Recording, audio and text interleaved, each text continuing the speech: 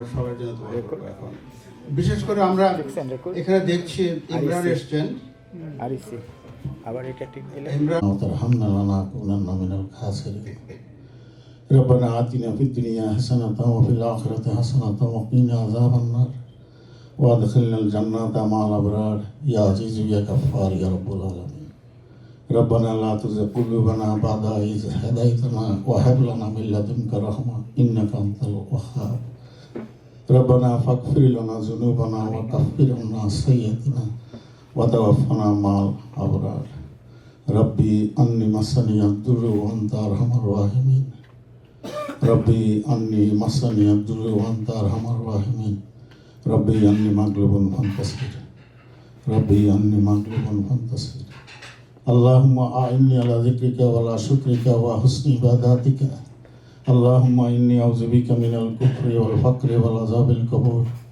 اللهم أنت السلام ومنك السلام تباركت يا ذا الجلال والإكرام اللهم إني أسألك عافية في الدنيا والآخرة اللهم إني أسألك علما نافعا ورزقا طيبا وعملا متقبلا ربي زدني علما ربي زدني علما نصر من الله وفتح قريب إلهي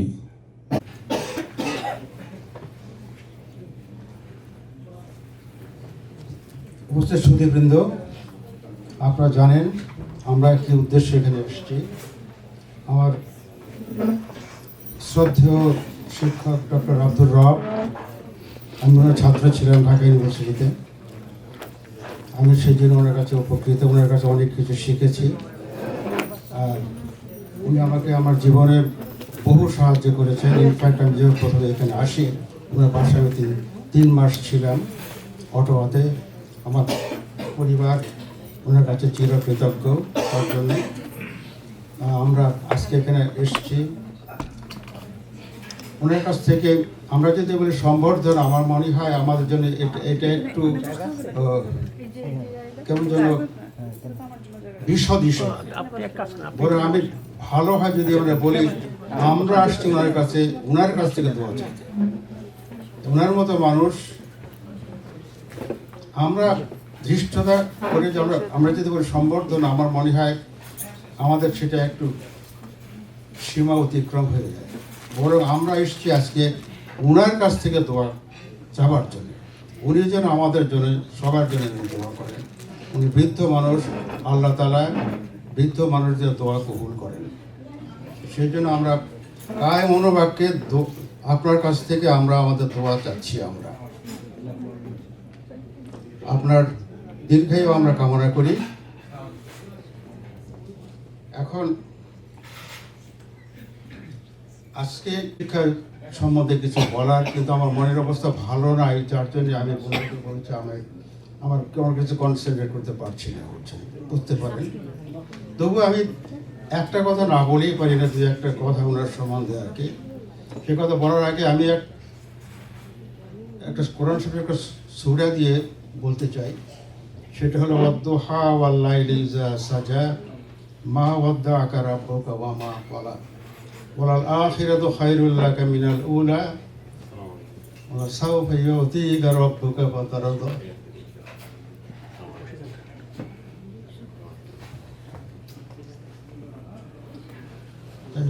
কোরআন শরীফ পড়তে গেলে অনুসার হয়ে যায়। এখানে বলছেন আল্লাহ তাআলা নবী করিম সাল্লাল্লাহু আলাইহি ওয়াসাল্লাম বলছেন, হে নবী, আমি তোমাকে ভুলে যাইনি, তুমি এতিম ছিলে, আমি তোমার সাদৃশ্য আছে।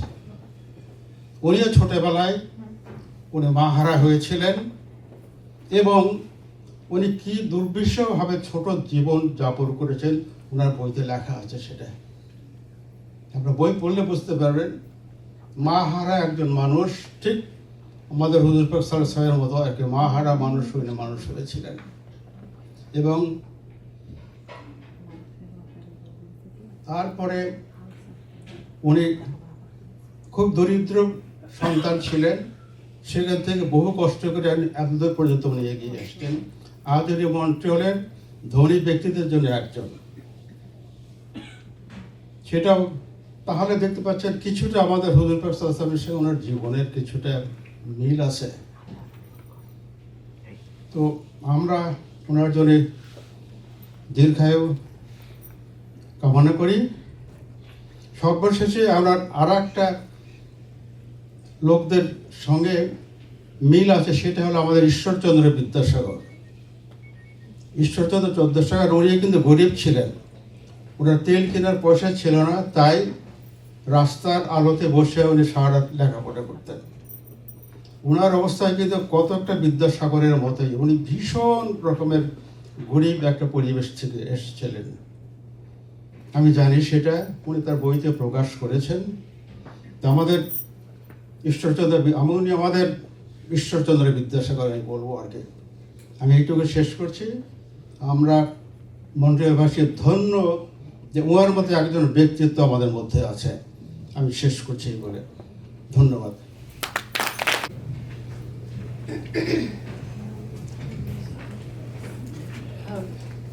Before I start, I will ask Dr. Hassan, Uncle, would you please come and sit up front? And Daddy, would you like to come and sit up here?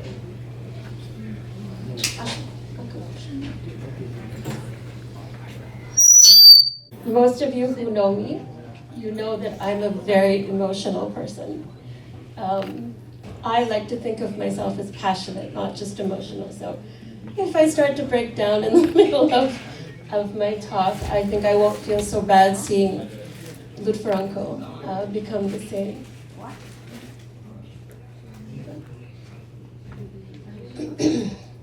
I wanted to thank all of you for coming here. It is such a great honor for my family. Okay, I'm going to start welling up.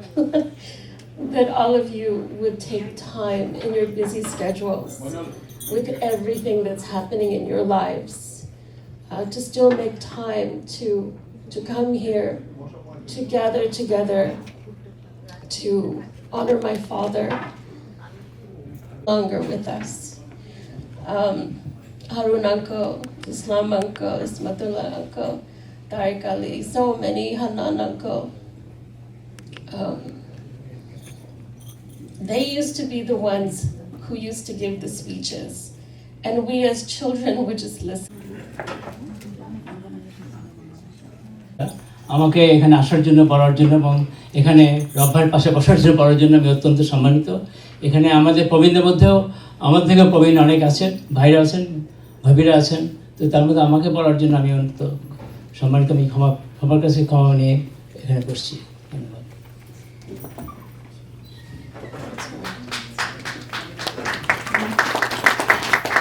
So I'll continue that. Of course,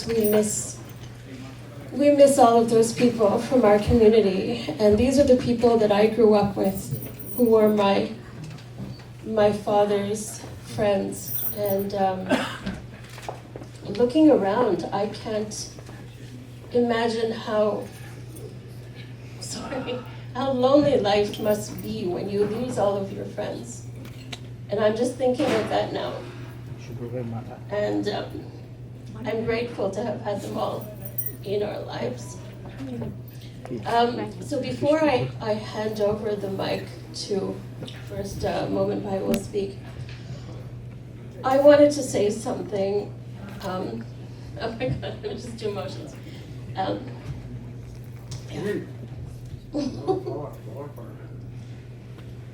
Sorry. Okay. So what I wanted to say is, what is it being a daughter to a great man like this? You know, he has touched all of your lives in many ways, in helping people, in doing things for the community.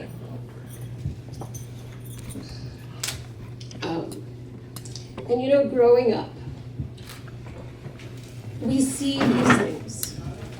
I heard all of my father's stories about how people helped him through his own life You know, going from his own home to his grandfather's house and then his tata's house. I'm sure people will tell the stories about how whenever my father had faced hardship in childhood, God always provided someone who could get him through that phase and help him to get to the next part. My father talks a lot about, leaving Bangladesh, coming here, the struggles. He also often talks about all the kind people who helped him, who helped my family when they first came here. And while we were growing up, we continued relationships with those people. Well, I can tell you a lot of stories. The point of this is that Stay there. It's okay. my parents, my mother and my father, they taught us how much help, how much a little bit of kindness can take people far. And I think that is the greatest lesson that they have given to us, to myself, to my brother, to my children. That our home should always be open for people who need it. That we ourselves have seen hardship, and we should never let other people feel that same hardship. We should always be there for them. My parents have shown such patience and such resilience with all the things that my father has gone through. I'm sure I'm not going to repeat the stories. My father has told all the stories of the things he's gone through, and that has made us stronger. Me, myself, going through whatever I have in life. It's not only that my parents were beside me, through good and through bad. They have survived so much. How could I not, being their daughter? I had no choice but to come out and come out better and stronger with parents this resilient. They didn't let their hardships, their struggles slow them down. They didn't hide away somewhere. They kept fighting for the community, for the people around them, many, many times for strangers. You know, when I was a child, our house was like a train station. I never knew who was coming and going. But it was the most wonderful childhood. To know that our home was open to care for people. You can imagine how much care we got, right? If that was given to strangers, if that was given to others. So I am very grateful to the example that my father and my mother have given us of how to live.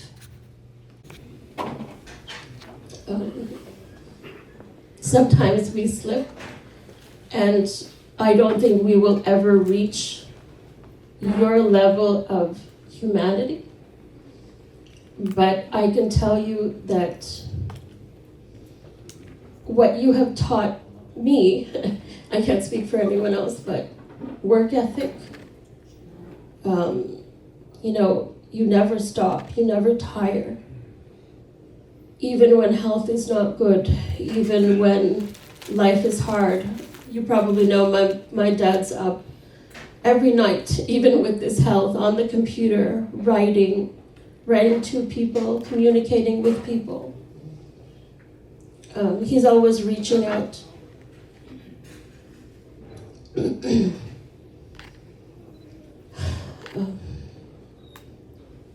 Another very important thing that my father taught me that came up recently in our conversations about this event. I'm not going to go into detail about it, but I think it's something that I should mention, that my father would always tell us that God made us all equally. And it's not just people, it's the mosquito, it's the fly, it's everything. We are all God's creation. And because of that, we as people are not above anyone else or below anyone else. It doesn't matter how much money we have or how much education or how much we don't have. Everybody is equal and should be treated as such. I think this is the greatest thing that my parents have taught me. It's humility. It's one of the most important things that I think have gotten us through our life. And I'm just grateful for these things. Thank you, Lutfer Uncle, for, yeah, Lutfer Uncle has always treated me like a daughter that he didn't have. I would fight with him all the time, and you gave me a lot of hard time anyway. yes, but you don't have a daughter to do that to you. So, yeah. And Momin Bhai has been wonderful through all the years that he's been here, supporting me also a lot of the time. And I'm so thankful to the two of you in your busy schedule, and Uncle with your personal loss, that you have done all of this to honor my father and our family. I'm eternally grateful to you for my parents' 65th anniversary, for my father's 90th year of life starting soon. I'm very happy that all of you are here to celebrate these things with us. I'm going to pass over the mic to Momin Bhai. And after that, Dr. Talukdar will speak, and then we can have open mic for everyone if anyone wants to speak.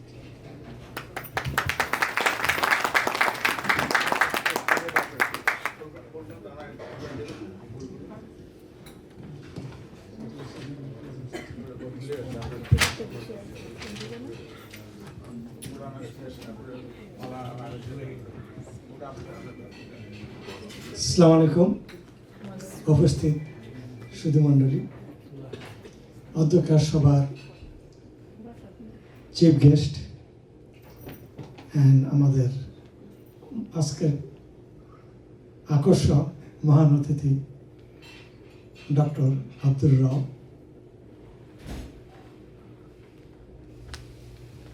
আজকের এই অনুষ্ঠানে দুটি কথা বলার জন্য doctor রবের পক্ষ থেকে আমাকে একটা দায়িত্ব দেওয়া হয়েছে। তার বাল্য জীবনটা কেমন ছিল সে সম্পর্কে কিছু বলার জন্য। প্রতিটা মানুষেরই জীবনের শুরুটা বিভিন্নভাবে হয়। তার বাল্য জীবনের শুরুটা কেমনভাবে হয়েছে তা সত্যি জানার দরকার, আমাদের বোঝার দরকার। তার বাল্য জীবন থেকে আমাদের অনেক জিনিস শেখার আছে। উনি যে কত গভীর মনের একজন চিন্তাবিদ, তার এই বই দেখে, এই বই পড়ে আমি কিছুটা বুঝতে পেরেছি। তার সাথে আমার পরিচয় হয় 1987 থেকে। সেই থেকে অদ্যাবধি তার সাথে কমিউনিকেশনের কোনো কমতি আমার ছিল না। তার আলোতে আমি নিজেও যেন আলোকিত হয়েছি। উনি যে কত বড় সমাজসেবী আমরা কেউ অতটুকু জানতাম না। আজ আমি যতটুকু জেনেছি, এখানেই আপনারা দেখবেন অনেকেই স্বীকার করবেন, বলবেন যে আমি ওনার দ্বারা কিভাবে উপকৃত হয়েছি। এই যে অজ্ঞাত একজন সমাজসেবক,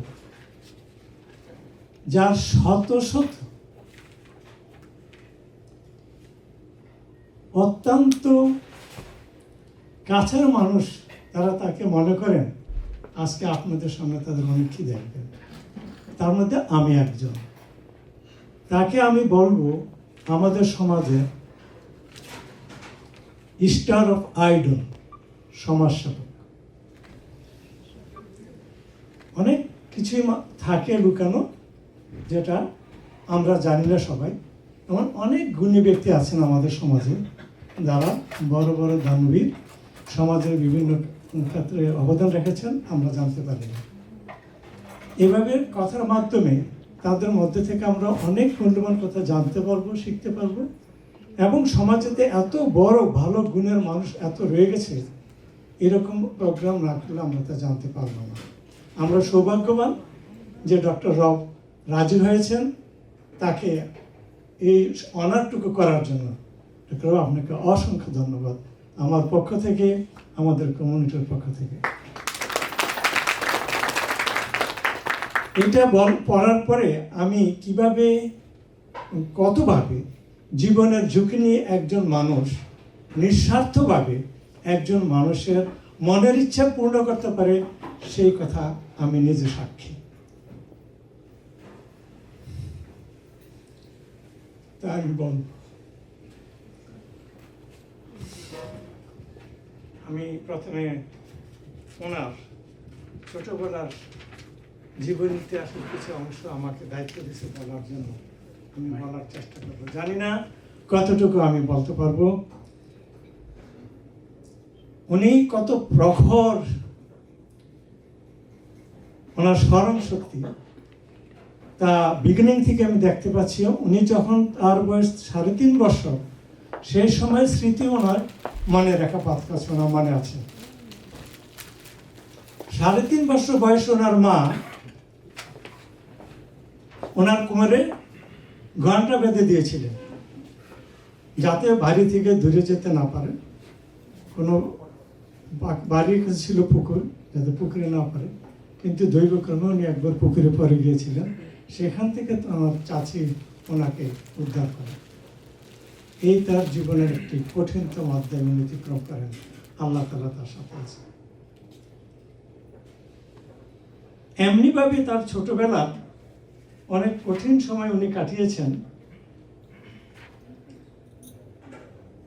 যেই সময়ে ওই এলাকায় শতকরা 50 জন মানুষ বিনা খাবারে, বিনা চিকিৎসায়, তারা 50% মানুষ, বিশেষ করে উল্লেখ করেছেন উনি, মুসলমান পরিবারের শতকরা 50% ছেলেমেয়েরা 5 বছর বয়সে পৌঁছার আগেই মারা যেত। কেন মারা যেত? আমার নিজের অর্ধেক ভাই বোনদেরও 5 বছর পর্যন্ত বাঁচার সুযোগ হয়নি। আমাদের জীবনের সমস্যা ছিল অনেক, অপুষ্টিকর ও অপর্যাপ্ত খাবার, পরিষ্কার পরিচ্ছন্নতার অভাব, বিভিন্ন রকমের রোগ, গোখরা এবং অন্যান্য সাপ ও রয়্যাল বেঙ্গল টাইগার। একবার কলেরা ও বসন্ত মহামারী রোগ এসে গ্রামের অনেক মানুষের জীবন ছিনিয়ে নিত। এই শত্রুগুলি ছাড়া আমার নিজের জীবনের আরো একটি শত্রু ছিল, কুমির। আমাকে আরজ আলী মাতাব্বর সাহেবের গ্রাম চরবাড়িয়ার কুমিরের এলাকার গরুর সাথে সাঁতারে নদীর একটি অংশ পার হতে হতো। আমার পায়ে কামড় দিয়ে ধরে আমাকে নদীর গভীর অংশে নিয়ে যাওয়ার কুমিরের পক্ষে খুব সহজ ছিল, কিন্তু আল্লাহর রহমতে তা কখনই হয়নি।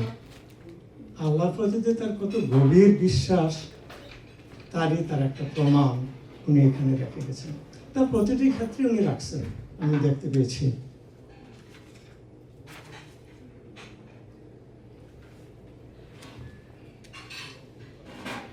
দু একজন দূরদর্শী মানুষ আমাদের গ্রামে মানুষদের আলোকিত করার জন্য একটি বিদ্যালয় স্থাপন করার সিদ্ধান্ত নেয়। সেই বিদ্যালয়টা করে একটি কাঁচা রাস্তার উপর। কাঁচা রাস্তার উপরের রাস্তাটা দুপাশে, রাস্তার এক পাশে এক গ্রুপ ছাত্র বসতো, আরেক পাশে আরেক গ্রুপ ছাত্র ছিল। এই ছিল তার জীবনের প্রথম একটা স্কুলের রূপরেখা। তাহলে কেমন পরিবেশ থেকে ডক্টর রব আজ এখানে এসেছেন, তার একটা পূর্বাভাস দেখা দিল। কেন এটা উনি এটা লিখলেন, তার উপসংস্কার আমি বলবো।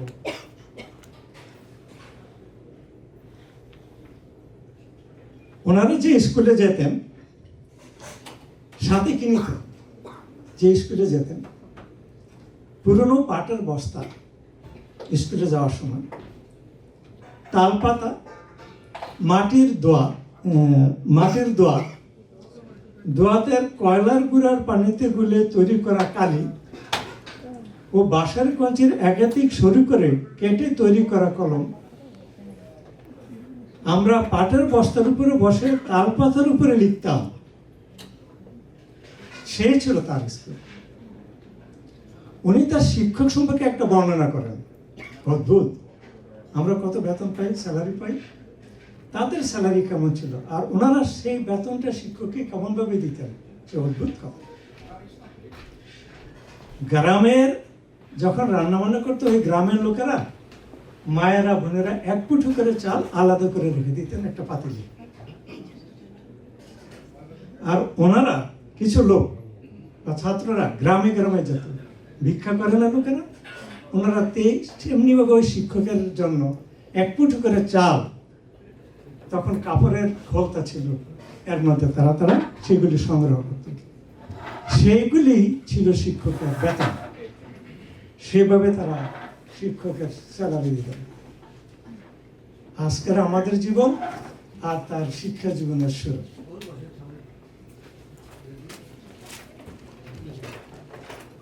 উনি দ্বিতীয় যে স্কুলটিতে পড়েছেন সেই স্কুলটি সম্পর্কে তো উনি একটা রূপরেখা দিয়েছেন। সেই স্কুলটা কিছু ভালো ছিল, কিন্তু সেই স্কুলের উপরে ছিল টিন ছাপরা, খুঁটিগুলি ছিল বাঁশের, সমস্ত গড়টায় মাত্র একটি মাত্র কক্ষ ছিল।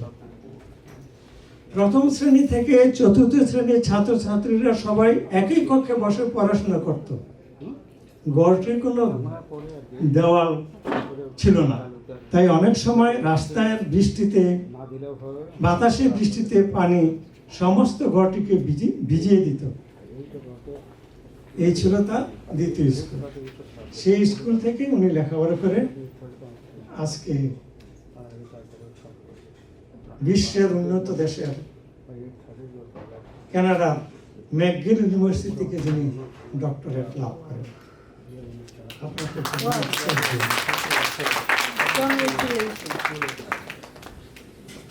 প্রাথমিক বিদ্যালয়ে আমি কখনো গামছা, কখনো সেলাইবিহীন লুঙ্গি পরেছি। আমার বাবার লুঙ্গি সেলাই করার পয়সা ছিল না। প্রাথমিক বিদ্যালয়ে যেতাম খালি গায়ে। মাধ্যমিক বিদ্যালয়ে ভর্তি হবার পর বাবা আমাকে একটি গেঞ্জি কিনে দিয়েছিলেন।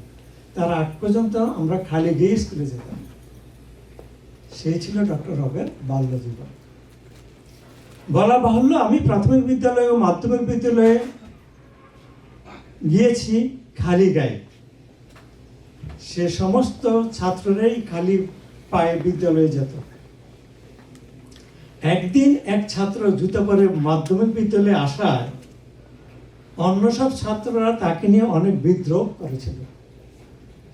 সেই সময়কার সমাজ আর আজকের সমাজ। সেই সময়ে যে কাঁচা রাস্তা ভেঙে উনি যেতেন তার একটা বর্ণনা উনি দিয়েছেন। রাস্তাটা কেমন ছিল? আমরা তো এখন গাড়ি দিয়ে, অনেক চওড়া রাস্তা দিয়ে গাড়ি চালাই, ইউনিভার্সিটি, কলেজ, স্কুলে যাই আমার ছেলেমেয়েরা। কাঁচা রাস্তা ভেঙে আমি আমার পরিধানের কাপড় বা হাতে উঁচু করে নিয়ে ডান হাত আর পা দিয়ে সাঁতরে সে ভাঙ্গা জায়গা পার হতাম। আমার মামার বাড়ি যাবার কাঁচা রাস্তাটি ছিল 4 জায়গা ভাঙ্গা ছিল। সেই ভাঙ্গা জায়গাগুলো একইভাবে সাঁতরে পার হয়ে যেতাম। আমার বিদ্যালয়ে যাবার রাস্তার প্রায় 1 ফুটের মতো গভীর এঁটেল মাটির কাদা। বিশ্বাস করবেন কিনা আমার সন্দেহ, কিন্তু ইট ওয়াজ রিয়ালিটি। এখন যখন বই লিখে সে কিন্তু তার মনের কথাই লিখে, অন্যের কথা লিখে না। তার কথাই কিন্তু জেগে ওঠে, তার ব্যথা, তার সুখ, তার আনন্দ, তারই বহিঃপ্রকাশ। ফলে গরুগুলি বেঁধে রাখার ফলে কাদা রাস্তার উপরে কি হয়, সেখানে কাদামাটি গোবরের সাথে মিশে বাদামি রং ধারণ করত। এই কাদর ভেতর খালি পায়ে হাঁটতে আমার গা ঘিন ঘিন করত। কিন্তু ওই রাস্তায় না হেঁটে উপায় ছিল না। ওই রাস্তা দিয়ে মাছ ধরতে, গরুর ঘাস কাটতে ও মাঠের অন্যান্য কাজ করতে যেতে হতো। মাঝখানে একটা অংশ আমি সেটা বলবো না, সেটা গেলাম, ওনারা ন্যাচারাল কাজ কিভাবে করতেন সেটা এখানে বললাম। আমার বিদ্যালয়ে যেতাম, এই পাতাটি শুধুমাত্র আমার মাথাটাকে বৃষ্টির পানি থেকে রক্ষা করত, শরীরের অন্য অংশগুলো নয়। তাই অনেক সময় প্রধান শিক্ষক মহোদয় আমাকে ভেজা কাপড়ে বাড়ি পাঠিয়ে দিতেন, যেহেতু আমার নিজকে রক্ষা করার মতো সেই অস্ত্র ছিল না, ছাতা ছিল না। আমি গরিব, শিক্ষকও আমাকে আশ্রয় দিল না, কারণ বৃষ্টিতে আমি ভিজে গেছি। আমাকে বাড়ি পাঠিয়ে দিলেন, আমি বাড়ি চলে গেলাম। আমার পা দুটো সূর্যোদয় থেকে সূর্যাস্ত পর্যন্ত কাদা, মাটি, বালি ও পানির ভেতর থাকায় পায়ের পাতা দুটো ও আঙ্গুলের মাঝখানের জায়গাগুলো পেক্কা নামক একটি ব্যাকটেরিয়ায় খেয়ে ফেলত, যেটা আমরা গ্রামে অনেক শুনেছি, আপনাদের মনে আছে নিশ্চয়ই। এখন আমরা অনেকে ভুলে গেছি সেই পেক্কা নাম। ফলে পায়ের একাংশ রক্তক্ষয়ী হয়ে থাকতো এবং ব্যথা করত। রাতে পা দুটো পরিষ্কার করে তুতিয়া নামে নীল রঙের একটি ঔষধ ব্যবহার করতাম। ওই ঔষধ লাগানোর সাথে সাথে ভীষণ জ্বালাপোড়া করত। 3-4 দিন পর এই ওষুধটি আবার ব্যবহার করতে হতো। ওষুধটি পাওয়া যেত মুদি দোকানে। এখন ওনার একটা অত্যন্ত দুঃখজনক কথা আমি বলবো, ওনার জীবনের, আমার স্বাস্থ্য ও মায়ের কথা। স্পেথেটিক। আমি প্রায় অসুস্থ থাকতাম। আমাদের কখনো মশারি ছিল না, ফলে প্রতি রাতে মশাগুলো গান গেয়ে গেয়ে রক্তপান উৎসব করত। অনেক সময় আমার কাঁপুনি দিয়ে জ্বর আসতো। এখন বুঝি যে আমি ক্রনিক ম্যালেরিয়ায় ভুগতাম। দেহের উপর অংশে রক্ত খেত মশায়, আর যে অংশ হোগলার সাথে সংযুক্ত থাকতো তার রক্ত খেত ছাড় পোকায়। আমি কোনোভাবেই মুক্ত নাই। এ ছিল আমার ছোটবেলার জীবন পরিচালনার অংশ। দিনের অসুখে মারা যায়, দুর্ভাগ্য। রয়ে গেলাম আমি আর আমার একটি ছোট ভাই। আমার বাবার সংসারে এখন আমরা এই দুটি ভাই।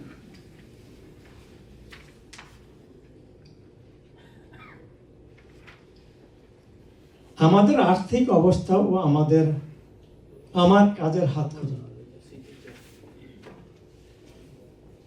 আমার মা যতদিন বেঁচে ছিলেন ততদিন আমাদের ক্ষেতের ধান, ডাল, মরিচ ইত্যাদি ফসলে আমাদের সংসার কোনো রকম চলে যেত।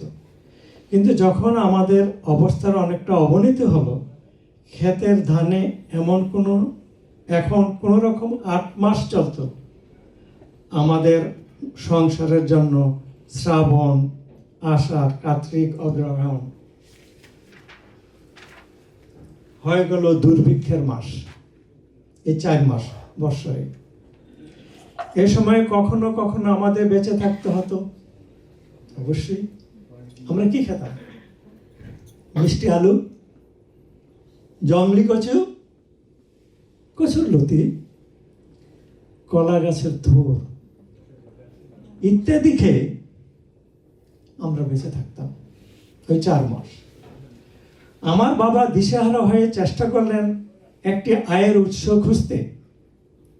তিনি কাঠমিস্ত্রির কাজ, ছোট মুদির দোকান, সুতা বিক্রি ব্যবসা ইত্যাদি কাজ করার চেষ্টা করলেন, কিন্তু এর কোনোটিতেই তিনি সফল হতে পারলেন না। অবশেষে সমস্ত বোঝা আমার ঘাড়ে এসে পড়ল।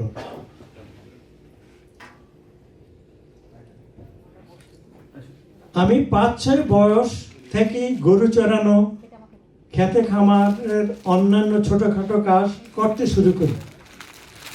10-11 বছর বয়স থেকে আমাকে মাঠে হাল চাষ করা থেকে মাছ ধরা পর্যন্ত সংসারে প্রায় সমস্ত কাজ করতে হয়েছে। সপ্তাহে 6 দিন সূর্যোদয়ের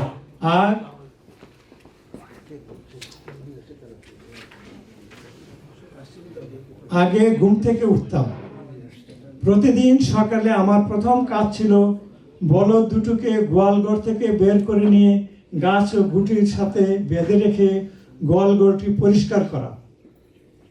মূলত গোয়ালঘর পরিষ্কার করার কাজটা ছিল মহিলাদের দায়িত্ব, কিন্তু আমার সৎ মা এখন মা মারা গেছে, সৎ মা এই কাজটি করবেন না, তাই দায়িত্ব পড়েছে আমার উপর।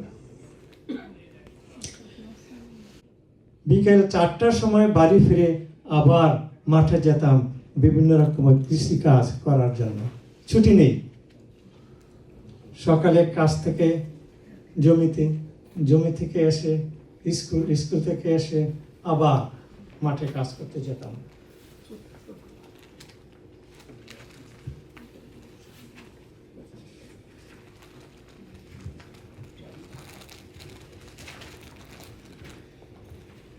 এই কাজটি আমার কাছে খুব কষ্টের মনে হতো। বর্ষার মৌসুমে অনেক সময় হাল চাষ করতে হতে 1 হাঁটু অথবা তার চেয়েও বেশি পানির ভেতর। ওই বয়সে 2টা গরু দিয়ে হাঁটু পরিমাণ পানি দিয়ে হাল চাষ করা নট ইজি। বর্ষার মৌসুমে আমাকে এই কাজটুকু করতে হতো। পা দিয়ে অনুভব করতে হতো জমির কোন অংশ চাষ করা হয়েছে এবং কোন অংশ চাষ হয়নি। একদিকে লাঙ্গল, আরেকদিকে পা। পানির ভিতর জমি চাষ করতে আমার আরো 2টো অসুবিধা ছিল। প্রথম, বড় বড় কালো যোগগুলি আমার শরীরে রক্ত চষার জন্য আমাকে অনুসরণ করত। সেগুলি যখন আমার শরীরে রক্ত চুষে খেত, তখন সেগুলি আমার আঙ্গুল দিয়ে টেনে ছুঁড়ে ফেলে দিতে খুব কষ্ট হতো। তাই আমার কাছে কিছু লবণ রেখে দিতাম। যোগের মুখের উপরে লবণ দিলেই সেটা আমার শরীর থেকে সরে যেত। দ্বিতীয়ত, জমিগুলি ছিল জলাবদ্ধ, তাই সেখানকার পানিগুলি ছিল দূষিত। ফলে যতক্ষণ সেই পানির ভিতর থাকতাম ততক্ষণ সারা শরীর চুলকাতো। একই সময় জোকের উপদ্রব ও শরীরের চুলকানিতে আমি ছটফট করতাম। এটাই ছিল ডক্টর রবের বাল্য জীবনের একটি অংশ, যেখান থেকে আজ ডক্টর রব এখানে সত্যি সত্যি আমার কাছে অবিশ্বাস্য মনে হয়। এও কি সম্ভব?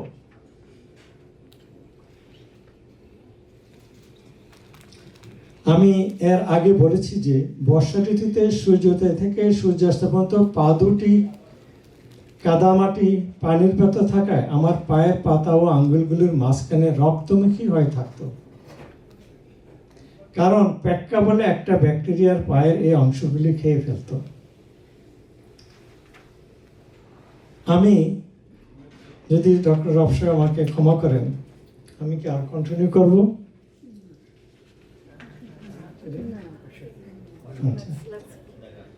আমি এখানেই শেষ করতে চাই। ওনার বাল্য জীবনের আরো অনেক কঠিন কথা আছে। আমি এখন 2-4টি আমার নিজের কথা বলব। আমি কেন চেষ্টা করেছি বা চিন্তা করেছি, আমার মতো এরকম অনেক চিন্তা করেছেন। আসলে আমার মুরব্বী লুৎফর রহমান সাহেব বলেছেন আমি এই প্রোগ্রামের ব্যাপারে চিন্তা করছি ডক্টর রব সাহেবের জন্য। শ্রদ্ধেয় মুরব্বী, উনি নিজেকে হাইড করে বলেছেন আমার কথা। উনিও কিন্তু একই রকম দায়ী এটার জন্য। আমি আপনাকে অসংখ্য শ্রদ্ধা করি লুৎফর ভাই। আমি আজকে গর্বিত। আমি সবসময় চাইতাম একটা মানুষের মৃত্যুর পরে কেন অনার করা, কেন না মৃত্যুর আগে। আমরা চাই একজন সত্যিকারের ব্যক্তিকে তার মৃত্যুর আগে অনার করি। কিন্তু এই কথাটুকুতে, এই কাজটুকুতে যে কেউ কষ্ট পেতে পারে, এটা কিন্তু আমি বুঝিনি আগে। আমি খুব আনন্দিত ছিলাম, গর্বিত ছিলাম যে আমি একটি ভালো কাজ করছি। কিন্তু এই কাজ করতে যেতে কার মনে বিরাট আঘাতও হতে পারে সেটা বুঝি নাই। এটাও আমার একটা নতুন শিক্ষা। ওনার আদরের সেই মেয়েটি আমাকে বলল, মোমেন ভাই আপনারা তো আমার আব্বুকে দ্রুত বিদায় দিতে চান। কান্নায় তার চোখ দিয়ে পানি পড়তে লাগলো। আমি তখন বুঝতে পারলাম ও কি বলছে। সে তার বাবাকে চলে যেতে দিতে চায় না। সরি শিরিন, আমরাও চাই না। উনি বেঁচে থাকুন, দীর্ঘ জীবন আমাদের মধ্যে থাকবেন আমরা আশা করি। উনি সমাজসেবক, সত্যিকার ভাবে একজন সমাজসেবক। সমাজসেবকরা শুধু দেয়, তার বিনিময়ে কিছু নেয় না। সেটা হলো সত্যিকারের সমাজসেবা। আমি আমার উপর দিয়ে কয়েকটা কথা বলছি। যখন এখানে কোভিড দেখা দিল, কেউই ঘর থেকে বাইর হন না। 2020 জুন মাস আমি আমার প্রথম থাকার বাড়িটা কিনি সেখানে থাকার জন্য। উনি আমাকে বললেন, তোমার বাড়িটা আমি দেখব বাড়ি সাজানোর আগে একবার এবং বাড়ি সাজানোর পরে আসে দেখব এবং আমি দোয়া করব। এই কোভিডে ওনার মতো বয়স্ক মানুষ ঘর থেকে বাইরে আসবেন। আমিও হুজুরদেরকে বলবো, হুজুররা আসবেন কিনা সেই চিন্তা করতেছিলাম মনে মনে আমার নতুন বাড়িতে এসে দোয়া করার জন্য। কিন্তু উনি নিজ থেকে আমার সেই প্রস্তাব ছিলেন। আমি তো আশ্চর্য হয়ে গেছি, এই বয়সে, এই মুরব্বী মানুষ, এই কোভিডের মধ্যে আমরা সংসারে 6 জন ফ্যামিলি মেম্বার, এর মাঝে উনি আসবেন। তাকে আমি কি বলবো বলেন? উনি কি সত্যিকারের মানুষ? অবশ্যই উনি মানুষের ঊর্ধ্বে। আমার বড় ভাই লুৎফুর রহমান বলেছিলেন, উপমা দিয়েছিলেন, মহান মানবদের সাথে সত্যিই তিনি যোগ্য সেই লোকদের পাশে যাওয়া, যে নিজের জীবনের চিন্তা করে নেই, একটা মানুষকে খুশি করার জন্য, একটা ফ্যামিলিকে খুশি করার জন্য এত বড় ঝুঁকি নিছেন। তাছাড়াও আমার জীবনে উনি বারবার অনেক কিছুতে বুদ্ধি, বিভিন্ন কর্মকাণ্ডে উনি সবসময় ওনার দোয়া রাখছেন, পরামর্শ দিচ্ছেন, যার জন্যে আজকে আমি আমার ব্যবসার জগতে, ব্যবসায় যাতে রিয়েল এস্টেট ব্যবসায় যাতে আমি করি, এই জন্য যার প্রথম এবং প্রধান আমার উপরে দোয়া ছিল সেটা হলো ডক্টর রাব। আজ আমি তার কাছে অনেক অনেক ধন্যবাদ, তার কাছে আমি শুকরিয়া আদায় করছি। আপনি আমার জন্য, আমার সমাজের ভাই বোনদের সবার জন্য দোয়া করবেন, আমার পরিবার ছেলেমেয়েদের জন্য দোয়া করবেন, এবং আপনি দীর্ঘজীবী হন, আপনার পরিবারের সবাই সুখে থাকুক, আমাদের জন্য আপনাদের দোয়া করবেন এই আশা রেখে আমি আমাদের সমাজের সবার কাছ থেকে বিদায় নিচ্ছি। আমার জন্য দোয়া করবেন, আমার পরিবারের জন্য দোয়া করবেন। খোদা হাফেজ। We have some flowers that will be given to my father and uncle. So whoever has flowers, please come up and present.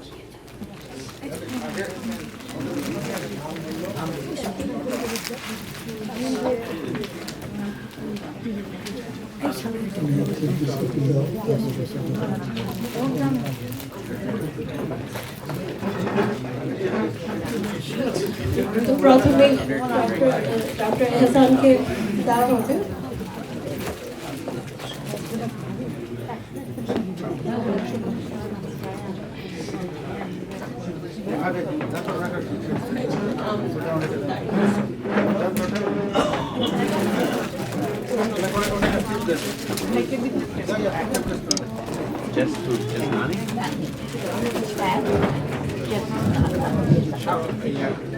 I know. I take it now.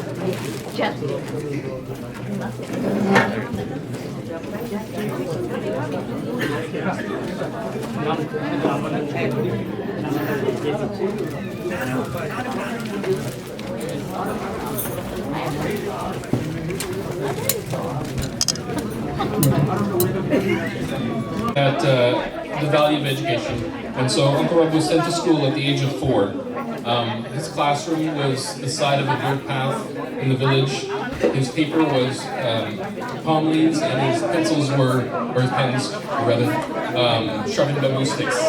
At the age of 5, he was able to go to the elementary school in the Hindu section of the village, completing up to grade 4 at the age of 8.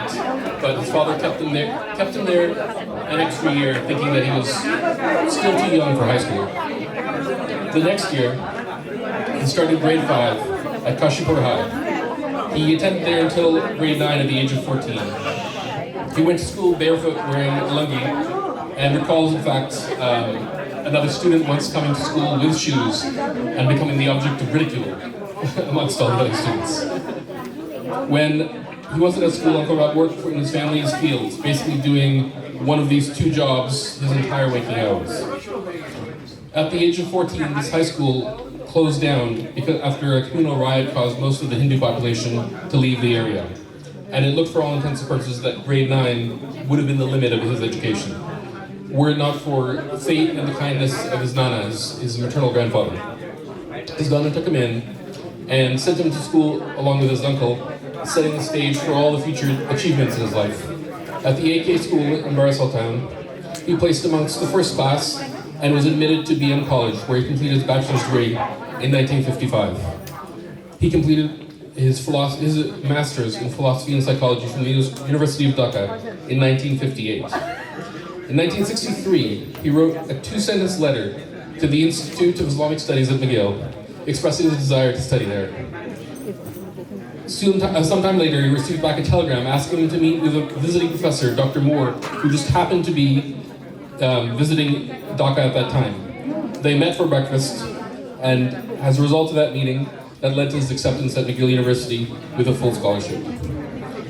It's there, incidentally, that he met my father, Tariq, and our families have been close ever since. He moved on to complete a master's and then a PhD in Sufism from McGill, and his wife studied literature up to the master's level as well. On a personal note, I would just like to thank Uncle Rabb and Ante for all their friendship to my family and all their support throughout the years. You've both been great role models for me my entire life. Thank you. Thanks, Trevor. Trevor is actually visiting from Vancouver since his father is in the hospital. We hope that he has a fast recovery. Just to let everyone know, it is a great feat that Trevor has come here because this month he also lost his older brother, and it's been very hard on the family, but I'm so happy that he could still be here with us. So next we will pass the mic over to Talukdar uncle. He would talk a little bit about my father's works, and then I will pass the mic over to my father. Later, after that, we will have open mic, but starting with Camille and Ali, the grandkids. Is that okay? So we're going to try to do this very fast. Talukdar uncle, would you like to come up? Thank you, Bo.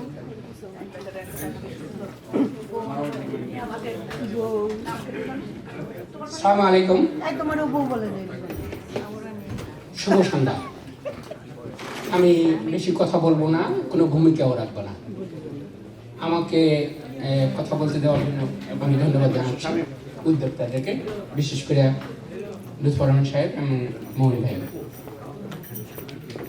আমাকে বলা হয়েছিল আমি যেন doctor Abdur রব তার যে পরোপকারী পরহিতৈষী কাজ কি করেছেন সেই বিষয়ে বলতে আমি একটু 3টা তথ্য আমি কিছু বলবো না কিছু এক্সপ্লেনেশন দেবো না আমি আমার সংগ্রহিত 3টা সোর্স থেকে সংগ্রহিত কিছু তথ্য আপনাদের সাথে শেয়ার করব সেই 3টা সোর্সের প্রথম সোর্স হইল ওনার লিখিত ডক্টর আব্দুর রবের লিখিত একটা বই যে বইটা পাবলিশড হয়েছে 2021 সালের 30 ডিসেম্বর বাংলাদেশে সরি 30 এপ্রিল বাংলাদেশে সেই বইটা এখন অনলাইনেও পাওয়া যায় উনি আমি গত 2 দিন আগেও দেখেছি উনি অনলাইনে পাবলিশ করেছে আমার কাছে ওইটার একটা হার্ড কপি আছে আমি সেই বইটা থেকে পড়েছি আমার প্রথম সোর্স আমি যে তথ্যগুলো এখানে আপনাদের কাছে শেয়ার করব প্রথম সোর্স সেটা। দ্বিতীয় সোর্স ডক্টর আব্দুর রব এবং আমার সাথে আলাপ আলোচনা, কথাবার্তা। তার সাথে আমার সাথে 2001 সাল থেকে আমি তাকে চিনি মন্ট্রিয়ালে। আমার সৌভাগ্য যে তার সাথে 1-to-1 বহুবার আমরা আওয়ার্স অ্যান্ড আওয়ার্স গল্প করেছি, একজনে আর একজনকে ভিউ এক্সচেঞ্জ করেছি। আমাদের কারণ আরও একটা বলি, আমরা দুজনেই একই এলাকার, সে কারণে হয়তোবা উনি আমাকে খুবই স্নেহ করেন, আমি তাকে শ্রদ্ধা করি।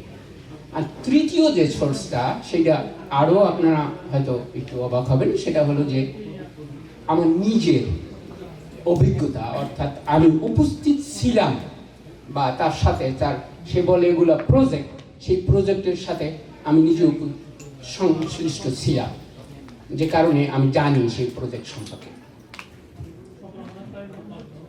ওনার বইটার টাইটেল হলো, আপনারা যারা পড়েছেন তো পড়েছেন, যারা পড়েন নাই এতক্ষণ ধরে মমিনুল ইসলাম ভূঁইয়া সেই বইটা থেকে উদ্ধৃত করেছেন।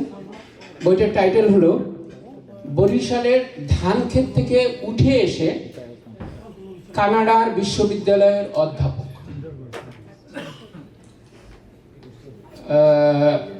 এই বইটার একটা চ্যাপ্টারই আছে উনি কি কি কাজ করেছেন, পরহিতৈষী কি কি কাজ করেছেন, হ্যাঁ, তার উপরে চ্যারিটেবল অ্যাক্টিভিটিস বা অন্য হেল্প করার জন্য। আমি ওই বইটার মধ্যে ইন ডিটেলস আছে, আমি সামারি হিসাবে কিছু সংক্ষেপে কিছু বলবো, সবগুলো বলতে পারবো না, কারণ আমাকে বলা হয়েছে আমি যেন লেনদেন না করি বা প্রোগ্রাম যেন না হয়ে যায়, তাড়াতাড়ি যেন আমি শেষ করি। আমি এমফাসাইজ দেব যেগুলোর সাথে আমি সরাসরি উপস্থিত ছিলাম, সেই উদাহরণগুলো আপনাদের কাছে চেষ্টা করব। ওনার বইতে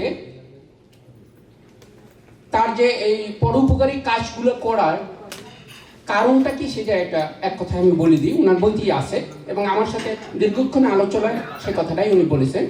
খুব উনি ফিলোসফার মানুষ, তো আপনারা জানেন উনি ফিলোসফিতে পড়াশোনা করছেন, ফিলোসফার মানুষ। সেটা হলো ওনার ধারণা যে আমরা এই পৃথিবীতে জন্মেছি এবং একসময় মরে যাব, আমরা পৃথিবী থেকে অনেক কিছু নিয়েছি, আমাদের সবারই কিছু না কিছু দায়িত্ব, কিছু দিয়ে যাওয়ার। এই দিয়ে যাওয়ার তাগিদটা থেকেই উনি মানুষের জন্য কাজ করেছেন, বা কাজ করেছেন বললে ভুল হবে। ওনার কিছু প্রজেক্ট আছে এখনো চলমান। ওনার প্রজেক্ট 3 ধরনের: স্বল্পকালীন, এককালীন, এককভাবে এক সময় উনি কিছু সাহায্য করেছেন একজনকে বা একটা প্রজেক্টে, আবার কিছু আছে স্বল্পকালীন, আর কিছু আছে চলমান, সেগুলো এখনো চলমান আমার জানা মতে। ওনার কাজের পরিধি হলো, ওনার জীবদ্দশা আপনারা হয়তো কিছুটা বুঝতে পেরেছেন, 2টা। উনি বলে থাকেন, ওনার বইতেও স্পষ্টত আছেন লেখা, যে ওনার 2টা দেশ। একটা দেশ যেখানে উনি জন্মগ্রহণ করেছেন, বড় হয়েছেন, 27 বছর ধরে তার জীবনের প্রথম 27 বছর কাটিয়েছেন, সেটা হলো বাংলাদেশ, তার জন্মভূমি। আর দ্বিতীয়টা হলো কানাডা, যেখানে উনি আবাস করতেছেন বা বসবাস করতেছেন। দ্বিতীয় ওনার দেশ সেটা হলো কানাডা। তো এই 2 দেশেই ওনার ভাষায় উনি আমার সাথে আলোচনায় যে কথাটা বলছেন, প্রজেক্ট আছে, মানে মানুষকে হেল্প করার জন্য প্রজেক্ট আছে, করে গেছেন। আমি যেহেতু আমাকে সংক্ষিপ্ত করতে কইছে, যদিও আমি ডিটেলস জানি, তারপরেও আমি কিছু স্কিপ করব, বিশেষ করে বাংলাদেশের পার্টটা, যেটা আমি শুনেছি বাট আমি দেখি নাই। যেটা আমি দেখেছি এবং শুনেছি, জানি, কানাডার পার্টটা, সেটা আপনাদের সাথে শেয়ার করব সময় স্বল্পতার জন্য। ওনার বইয়ের প্রথমেই যে বললাম যে চ্যাপ্টারই আছে, সেই চ্যাপ্টারের ভূমিকায় উনি বিশেষ করে 2টা বিষয় উল্লেখ করেছেন। সেটা হলো 80-র দশকের প্রথম দিকে, 82-83-র দিকে, সেই 2টা ঘটনাই উনি কিছুটা অবদান রাখতে পেরেছেন ফেডারেল গভর্নমেন্ট, কানাডার ফেডারেল গভর্নমেন্টের ডিসিশন মেকিং, ওনার ভাষায় আমি যে বইটা যা বুঝলাম পড়ে, যাতে অনেক মানুষ উপকৃত হয়েছে। তার একটা হলো 80-র দশকের প্রথম দিকে কানাডাতে, বিশেষ করে মন্ট্রিয়ালে প্রায় 350 বাংলাদেশি এসেছেন। কেউ আসছেন বাংলাদেশ থেকে সরাসরি, কেউ আসছেন ইউরোপের বিভিন্ন দেশ থেকে। সেই সময় আমার জানা মতে সেই স্কুপের অনেকেই এখানেও উপস্থিত আছে। আপনার দয়া করে আমাকে একটু কারেক্ট করবেন আমি যদি ভুল বলে থাকি, ভুল তথ্য দিয়ে থাকি। সেই সময় ইমিগ্রেশন পলিসি কানাডান গভর্নমেন্টের আজকে যেভাবে ওয়েল ডিফাইন বা ওয়েল স্ট্রাকচার সেরকম ছিল না।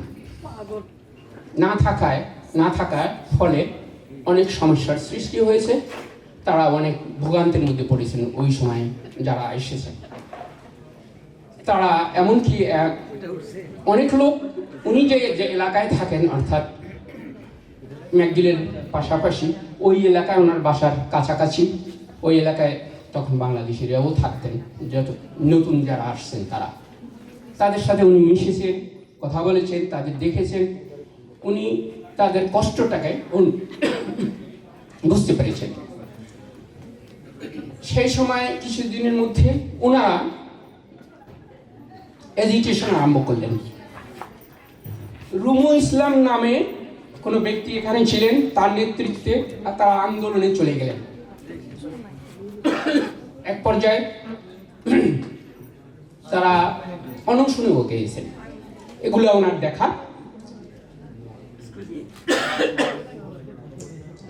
উনি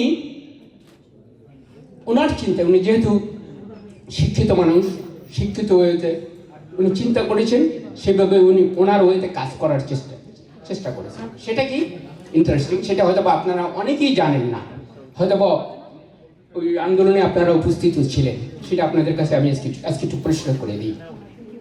সেটা হলো ওনার বন্ধু মহলে তখনকার বিশেষ এক ভদ্রলোকের নামটা আমি, doctor Langley, I believe, if I am saying correct, doctor Langley, am I right? Jacques Langley, doctor Jacques Langley, তার কাছে উনি প্রথমে অ্যাপ্রোচ করলেন। সে ওনার এক সময় বা ভালো বন্ধু, যেভাবেই হোক, হয়তো বা একাডেমিক লেভেলে যেভাবেই হোক, তার কাছে এই বিষয়টা উনি অ্যাপ্রোচ করলেন। এবং ওই ভদ্রলোক কুইবেকের তখনকার একজন পলিটিক্যালি রিনোন, ইনফ্লুয়েন্সিয়াল, সেই জন্য সে তার নলেজে আনলেন। উনি তখন একটু ধাক্কা খেলেন প্রথম দিকে। ইন্টারেস্টিং ধাক্কাটা কি, তার নলেজে যখন আনলেন, সে ভদ্রলোক বলে ফেললেন ওনাকে, এই লোকগুলা এখানে তো লিগ্যাল না, লিগ্যালি এন্টার হয় নাই। আমরা সবাই এখন জানি যারা এখানে আছি, আমি কিভাবে এটা অ্যাপ্রোচ করব, সাদা লোক বা ডিফারেন্ট, আমাদের কালারের চেয়ে ডিফারেন্ট যারা স্থানীয় লোকজন, তারা আইন কানুন মাইনে চলেন, বুক মোতাবেক চলেন। সেই হিসেবে তাদের হিসাবে ওই লোকগুলো যখন এখানে আসছে, এন্টার করছে, তারা আইন কানুন মেনে এন্টার করেন না। সুতরাং ওনাকে বললেন, এই লোকগুলো তো লিগ্যালি এন্টার করে নাই, সুতরাং তুমি কেন তাকে হেল্প করতে চাচ্ছ বা আমাকে বা কেন বলতেছো, এরা তো ইলিগালি এখানে। তখন উনি সফট ওয়েতে তাকে কনভিন্স করার চেষ্টা করলো, যেভাবেই হোক এরা ঢুকে ফেলেছে হিউম্যানিটেরিয়ান গ্রাউন্ডে, এরা খুব সাফার করতেছে, কষ্ট করতেছে, এদের ফিউচারটা নষ্ট হয়ে যাচ্ছে, চেষ্টা করো বা আমরা চলো, দেখি তাদেরকে হেল্প করা যায় কিনা, তুমি একটু সেইভাবে একটু চিন্তা করো। সামহাও উনি কনভিন্স করছে সেই লোকটাকে। কনভিন্স করার পরে সে আবার আরেকজন পলিটিশিয়ান তার কাছে গেছে। এই মুহূর্তে পেলটিয়ার, রাইট, পেলটিয়ার কাছে গেছেন, সেও ইনফ্লুয়েন্সিয়াল একজন পলিটিশিয়ান। তাকে আবার এই একই উপায়ে কনভিন্স করে তাকে দলে নিয়েছেন। তৃতীয় আরেকজন ব্যক্তি, এই দুজন ছাড়াও তৃতীয় আরেকজন ব্যক্তি ছিলেন, উনি গেজেটে, মন্ট্রিয়াল গেজেটে লেখালেখি করতেন, কলামিস্ট ছিলেন। ভদ্রলোকের নাম, মন্ট্রিয়াল গেজেটে লেখালেখি করতেন columnist mister I know. Henry Ober. Exactly Henry over, তাকেও কনভিন্স করলেন। তাতে তখন তারা ওই তিনজন আর ইনি নিয়ে চারজন, ওই তিনজনকে দিয়ে ফেডারেল গভর্নমেন্টের, ওনাদের অ্যাক্সেস ছিল ফেডারেল গভর্নমেন্টের অফিসে, তাদেরকে পুশ করার চেষ্টা করলেন। এক পর্যায়ে ফেডারেল গভর্নমেন্ট, তখন আজকের যে প্রাইম মিনিস্টার কানাডার জাস্টিন ট্রুডো, তার ফাদার প্রাইম মিনিস্টার ছিলেন, তাদেরকে সামহাও কনভিন্স করেছেন এবং তারা নীতিগতভাবে সিদ্ধান্ত নিয়েছে একটা পলিসি করবে যেটা কিনা এদের ফেভারে আসবে। সামহাও, আমি সংক্ষিপ্ত করি, ওই সময় নির্বাচন হলো, নির্বাচনে লিবারেল গভর্নমেন্ট ফেল করলো, অন্য গভর্নমেন্টে আসলো। বাংলাদেশেও যেরকম হয় এখানেও সেরকম হয়েছে। আওয়ামী লীগ গভর্নমেন্ট, বিএনপির গভর্নমেন্ট আসলে আওয়ামী লীগ গভর্নমেন্টের পলিসি অ্যাকসেপ্ট করে না, এমন সময় হেন। যাই হোক, নতুন গভর্নমেন্ট এসে এদেরকে জেনারেল মার্সি দিল যাতে এরা এখানে স্থায়ীভাবে থাকার হলো। কিন্তু পরে ট্রুডো গভর্নমেন্ট যখন, লিবারেল গভর্নমেন্ট যখন আবার আসলেন সেখানে, আচ্ছা আমাকে শর্ট করতে বলছে, ধন্যবাদ, আমি এখানেই বিদায় নিচ্ছি। Thank you. Thank you, Abdur. So, my apologies to everyone, because it's very hard to be an MC when I'm in a room full of elders and uncles, and I don't want to disrespect anyone. So it's my bad. I'm sorry that the night has gotten away from us. So let's try to make whatever talks are coming up, we're going to make them a little bit short. Right now, I'm going to call my kids. These are two of my father's 6 grandchildren. My kids are going to come and talk for 2 minutes. Then we are going to open the floor for anyone who wants to speak. Please limit the time just to 2 minutes.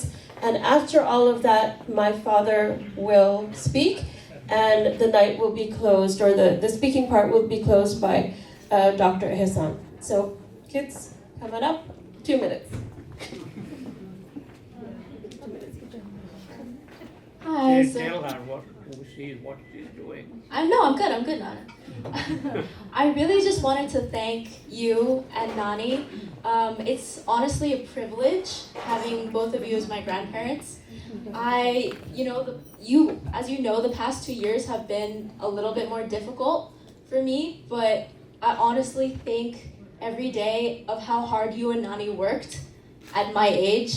Like, at my age, you had already been plowing the fields, you were already helping your family, you went to university to achieve your very best. That helped me have the opportunities that I have today. So, after I have a hard day, after I have a long exam and I want to burn all my books, I'm like, no, I'm here for a reason. And the family that I have around me has been supporting me. And thank you, Nani. Like, when you were my age, a woman in Bangladesh, like getting her education, having a family at my age, that's incredibly inspirational. The both of you have been incredibly supportive of my journey and very inspirational to me as a young person and as a woman. And I thank you for the privilege of having that kind of inspiration and that kind of support in my life. So, Camila. What I'm doing? Oh, well, my grandparents have been very supportive with my decision, and I'm currently in Ottawa Law School. So they've really helped me But get Alia there. is becoming a lawyer at University of Perhaps. Dhaka. Inshallah. And Camille, who is coming, Yeah, Camille, come on over. Camille, who is coming, finished his master's in immunology from University of Toronto. Now, hopefully, this coming September, he will be at the medical school. Oh, wow. Hi, everybody.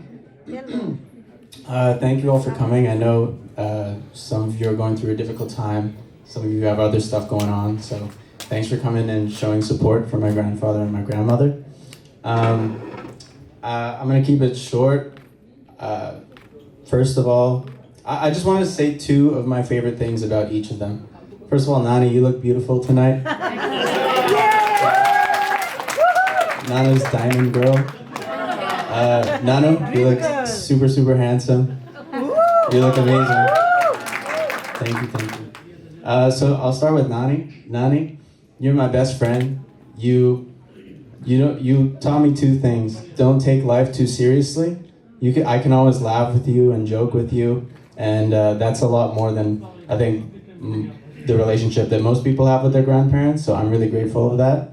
And every time I call you, no matter if you're having a bad day or something's going on, you'll always be happy to hear me, happy to hear my voice and say, "Hi, Camille." Like, so happy, just so happy. Like, you're just a happy person, and I aspire to be like you. I've never seen you in a bad mood. I've never seen you without a smile when we're in your vision. So thank you so much, Nani. I love you so much. Nanu, two things. You are the best teacher I've ever had in my life. I've failed a lot of your lessons. I'm very sorry, but with each lesson I've learned something. So I want to share one lesson I learned from Nanu. When we were on, I go fishing with him a lot, as I'm sure you've all done. And he told me, and I had my fishing line out. I was trying to catch some fish, and my hook wasn't in the water. And Nanu said, "Camille, if you want to catch a fish, you have to drop the line in. Stop taking so much time. You're wasting time putting the worm on. Just drop it in, drop it in." So, to all of you, you can't catch a fish unless you put the line in the water. You get it. Also, my second favorite thing, he's a very gentle person. I remember once we went ice fishing, another fishing story. I was very young and I fell into the ice, and I was halfway through the ice. And he pulled me out of the ice, he brought me into the car, blasted the heat, and he massaged me until I felt better. And he's going like that on my feet. And I feel like that every time I'm with him. And just being at their house feels like biting into a warm rasgulla. It's like, it's mishti, you know? So I love you guys so much, and I can't wait to spend a long time here with you in Montreal. Thank you, guys.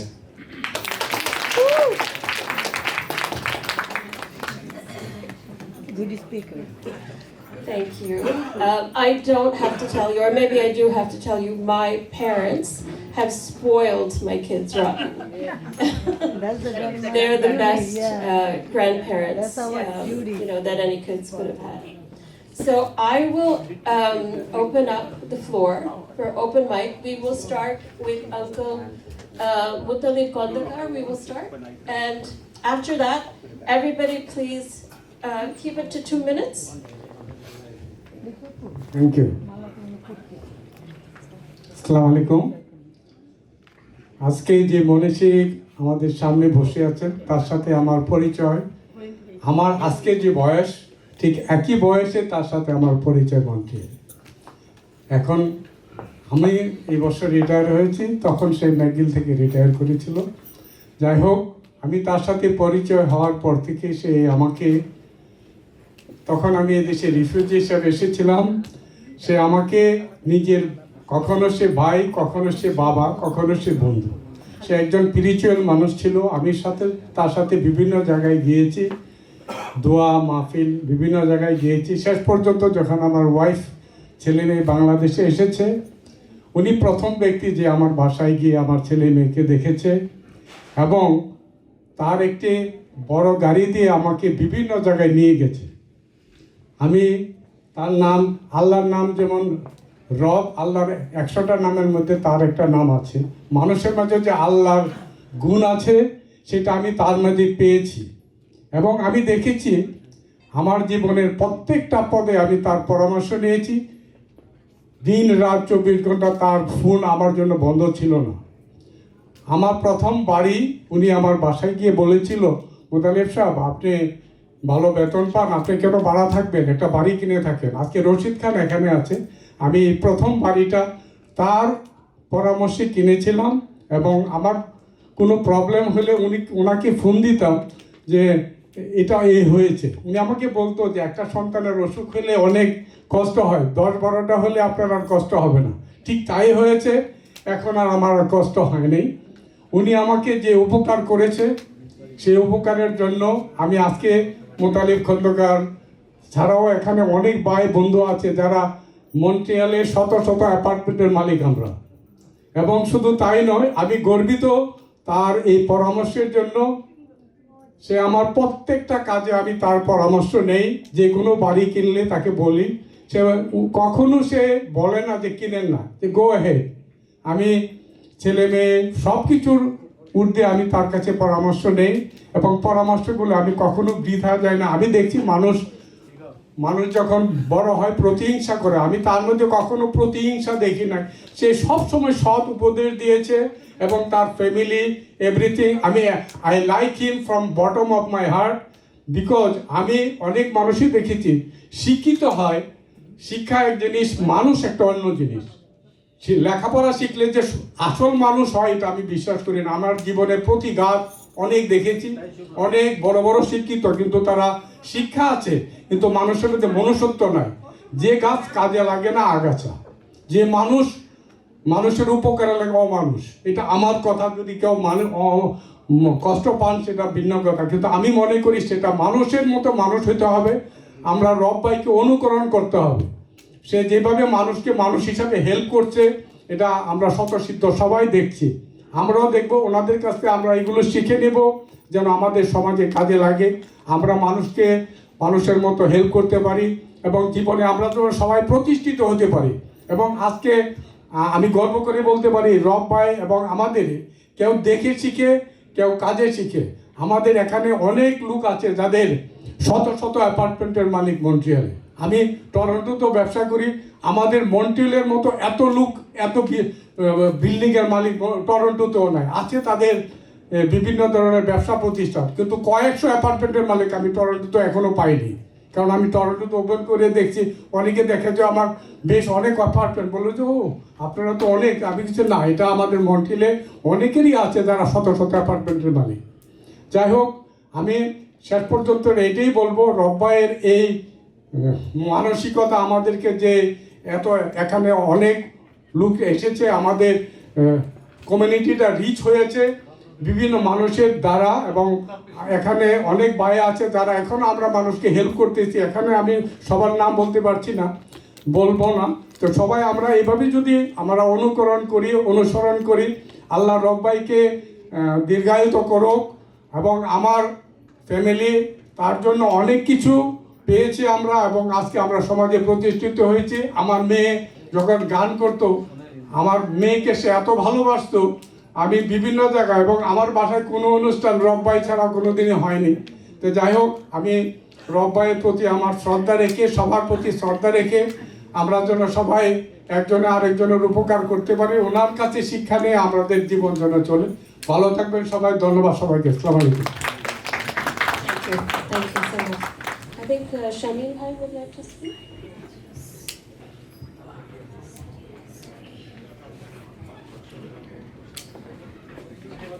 আসসালামু আলাইকুম, সবাইকে অনেক অনেক ধন্যবাদ।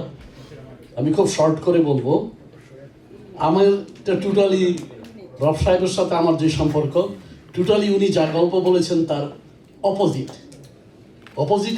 এই জন্য আমি বলছি, আমি মন্ট্রিয়ালে আমার কোনো আছে সম্পত্তি আছে, বাট এরকম না। আমি যে ধরনের ব্যবসা করি, রব সাহেব আমার কাছ থেকে কখনো শুনে নাই, অনেক দূরে দূরে ব্যবসা। উনি আমাকে কল করতো, শুনলাম আপনি একটা ব্যবসা কিনছে, আমি কি ওখানে যাবো, একটু দেখতে পারি? উনি প্রতিটা আমার ব্যবসার জায়গায় গেছে, দেখছে, এবং ওনার মতো প্রশংসা খুব কম করতে পারে লোকে। উনি আমাকে কখনো, আমি ওনার থেকে অনেক ছোট, শামীম বলে কোনোদিনও বলে নাই। সবসময় উনি আমাকে বড় সাহেব বলে, যে বড় সাহেব কেমন আছে। আমি অনেক লজ্জা পাই, কিন্তু অনেক ভালো লাগে। আর ওনার অনেক হবি আছে, যেটা আমারও আছে। উনি বোট খুব পছন্দ করে, আমিও পছন্দ করি, এবং ফিশিং আমরা একসাথে অনেক সময় নিয়েছি, একসাথে ফিশিং করেছি। উনি যখনই, আমরা অনেকেই অনেক কিছু করি, কিন্তু কারো কাছ থেকে এনকারেজ যখন পাওয়া যায়, সেটা সবচেয়ে বড় জিনিস বিদেশের বুকে। এবং রব ভাই সব সময় যে কোনো ব্যাপারে, ছোট ব্যাপারে হোক বড় ব্যাপারে হোক, উনি সবসময় এনকারেজ করছে। কখনো ওনার কাছ থেকে নেগেটিভ কোনো কিছু পাই নাই। ওনার এই বৃদ্ধ বয়সে উনি যখন চলতে পারে না, তখনও উনি সবসময় চাইছে কিভাবে উনি ফিশিংয়ে যাবে। একা যেতে ভয় পাইতো, আমাকে বলতো, শামীম সাহেব কখন যাবেন, বড় সাহেব কখন ফিশিংয়ে যাবে, চলেন আমরা ফিশিংয়ে যাই। উনি ওনার ছেলে মেয়েদেরকেও খুব ভালো শিক্ষা দিয়েছেন, সবাই খুব ভালো আছেন। নাতিগুলিকে নাতিদের সঙ্গে আমি খুব ভালোভাবে জড়িত, সবসময় ওদের সাথে আমার কথা হয়। দে লাভ মি সো মাচ। এবং এটা গর্ব করার মতো যে ওনার ফ্যামিলিকে উনি এত সুন্দর সময় দিয়েছেন, এবং সবাই আজকে ওনার প্রশংসা করতেছেন। প্রতিটা লোক এখানে এসছেন, এবং ওনার সবাই অনেক উপকার করেছেন। আল্লাহ যেন ওনাকে দীর্ঘজীবী করেন, উনি যেন মানুষের আরো সেবা করে যেতে পারেন, এই বলে আমি শেষ করছি। ধন্যবাদ। Thank you, Shoaib bhai. Would Shoaib bhai come up? Dr. Shoaib, sorry.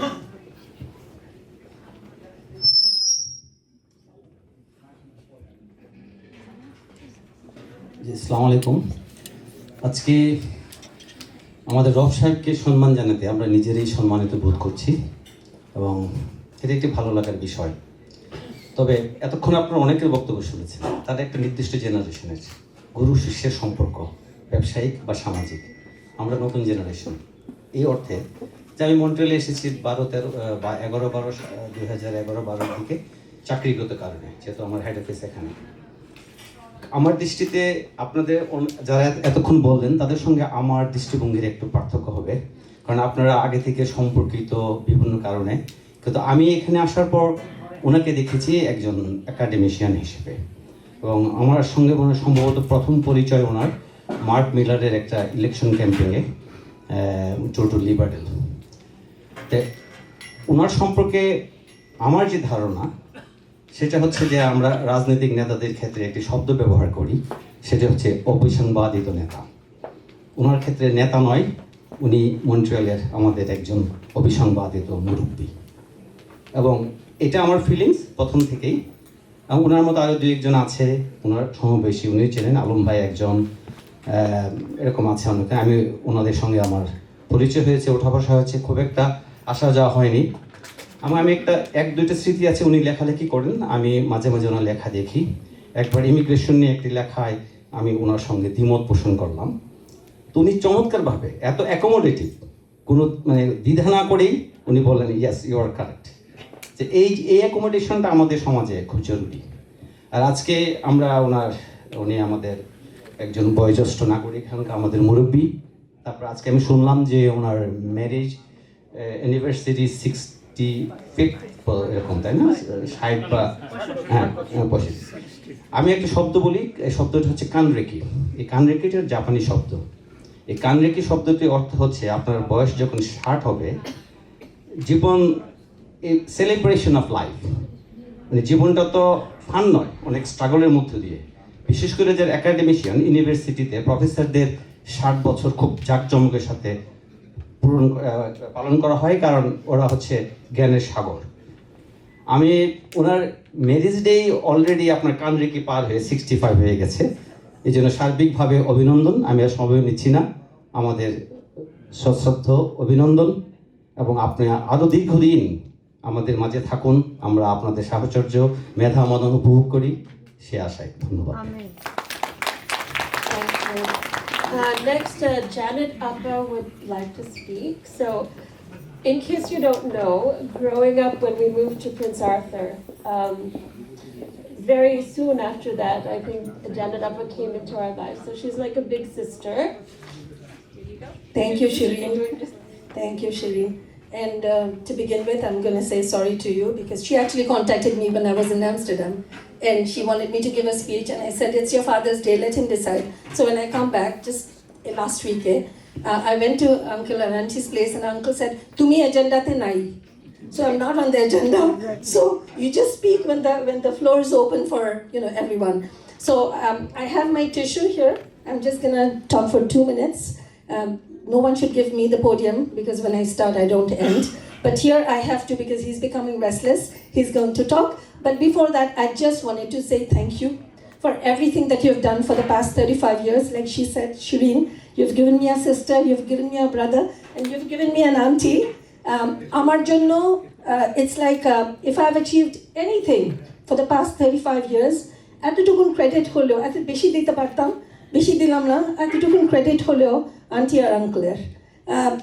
একবার খুব ডিফিকাল্ট একটা পিরিয়ডে আঙ্কেল আমাকে একটা টোস্ট করে, একটা বেগল টোস্ট করে বললো তুমি খাও। তো আমার গলা দিয়ে নাম ছিল না। আঙ্কেল বললো যে তুমি খাও, নাহলে আমি খাবো না। তা আমি বললাম, did you ever toast a bagel for auntie? He probably didn't. So he's been a father figure to me for the past 35 years, and আমি যা কিছু করেছি এবং যেভাবে এখনো আছি, একাও আছি, ওনাদের জন্যই আছি। Thank you to both of you. And to be honest, আমরা আঙ্কেলের সব অ্যাচিভমেন্টস শুনলাম, কিন্তু we all know একটা যে কোনো পুরুষ বা মহিলার অ্যাচিভমেন্টের পিছনে পার্টনার থাকা লাগে, এবং আন্টির এই যে একটা পারসিভিয়ারেন্স, এই যে ডেডিকেশন, এই যে পিছনে থাকা, এই যে আঙ্কেলকে প্রতিদিন সকাল সন্ধ্যা রান্না করে দেওয়া, this was amazing for the past 35 years that I've seen. Thank you, thanks to both of you, and thank you, auntie. Thank you. Uncle, congratulations. Thank you. And thanks, Shireen. Next, could we have Minir Rahman from the Liberal Party? আসসালামু আলাইকুম। প্রথমত আমি অনেক সম্মানিত বোধ করছি আজকে দুটো কথা বলার জন্য। আসলে দু মিনিট না, 2 দিন ধরে বললেও হয়তো ডক্টর রব স্যারের কথা শেষ হবে না। আমি স্যারের একজন ছাত্র, ঢাকা ইউনিভার্সিটি, সেম ডিপার্টমেন্টের। যদিও স্যারকে আমি সরাসরি স্যার হিসেবে পাইনি, আমার যারা প্রফেসর ছিলেন, স্যার ছিলেন, তাদের স্যার ছিলেন উনি।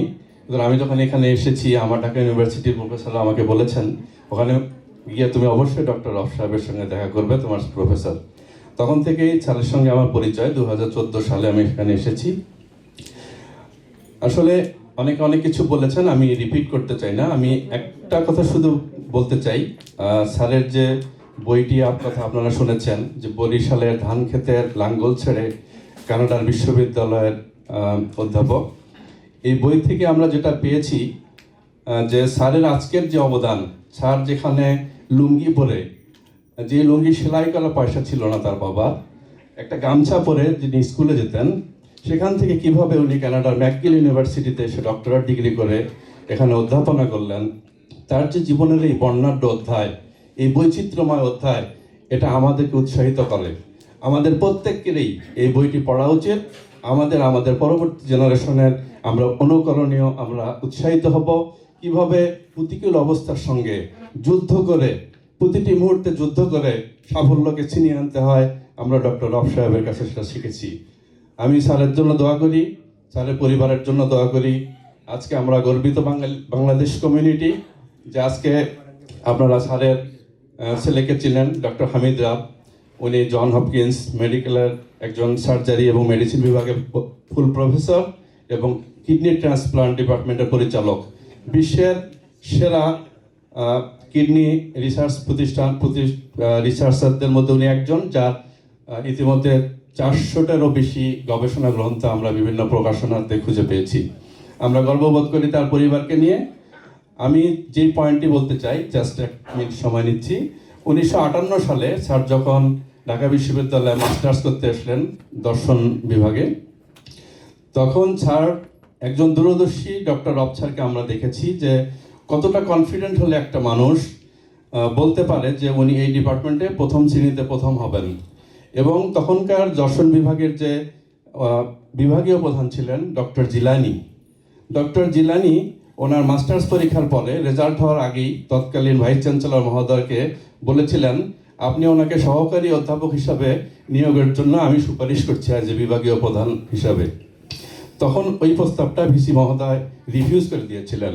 উনি বলেছিলেন রেজাল্ট না হতেই আপনি কিভাবে ওনাকে চাকরির জন্য সুপারিশ করেন। তখন বলছে আমি জানি ও ফার্স্ট ক্লাস ফার্স্ট হবে। সেদিন ওনাকে চাকরিটি দেওয়া হয়নি। তার 2-3 সপ্তাহ পরে যখন রেজাল্ট হল উনি প্রথম শ্রেণীতে প্রথম হয়েছিলেন। তার যে এই দৃঢ় মনোবল এবং এই যে দূরদর্শিতা সেখান থেকে আমরা দেখেছি এবং এখান থেকে আমরা শিক্ষা নিতে চাই। এবং জীবনে ওনার উত্থানের পিছনে একটা অলৌকিক কিছু হাত প্রয়োজন হয়, একটা আল্লাহর হাত ইনডাইরেক্টলি ওনাকে কাজ করেছে।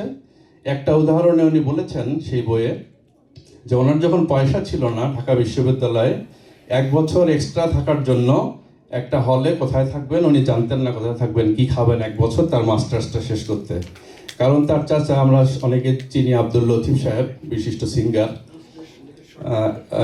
সেখান থেকে ঢাকা হলের বর্তমান শহীদুল্লাহ হল, ওই তৎকালীন শহীদুল্লাহ হলের প্রভোস্ট ওনাকে ডেকে বলেছিলেন somebody came and paid for you all whole year your food and accommodation. তো আমরা এখান থেকে দেখেছি যে একজন অলৌকিক ক্ষমতাও আল্লাহর কাজ করেছে ওনার আজকের অবদানের পিছনে। আমরা আপনার জন্য দোয়া করি, আপনি আমাদের মাঝে দীর্ঘদিন বেঁচে থাকবেন, আমাদেরকে পরামর্শ দেবেন এবং এই কমিউনিটিকে সমৃদ্ধির পিছনে আরও কাজ করে যাবেন। আপনাকে ধন্যবাদ। Thank you. May I call Zaman uncle?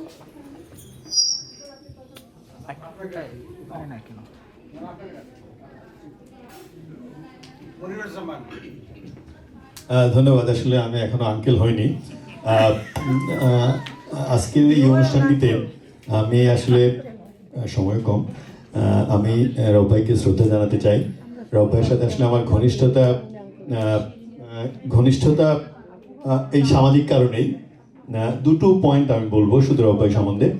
আমরা যারা সামাজিক সাংস্কৃতিক অনুষ্ঠান করি, রব ভাই কিন্তু সবসময় আমাদের পাশে দাঁড়ান।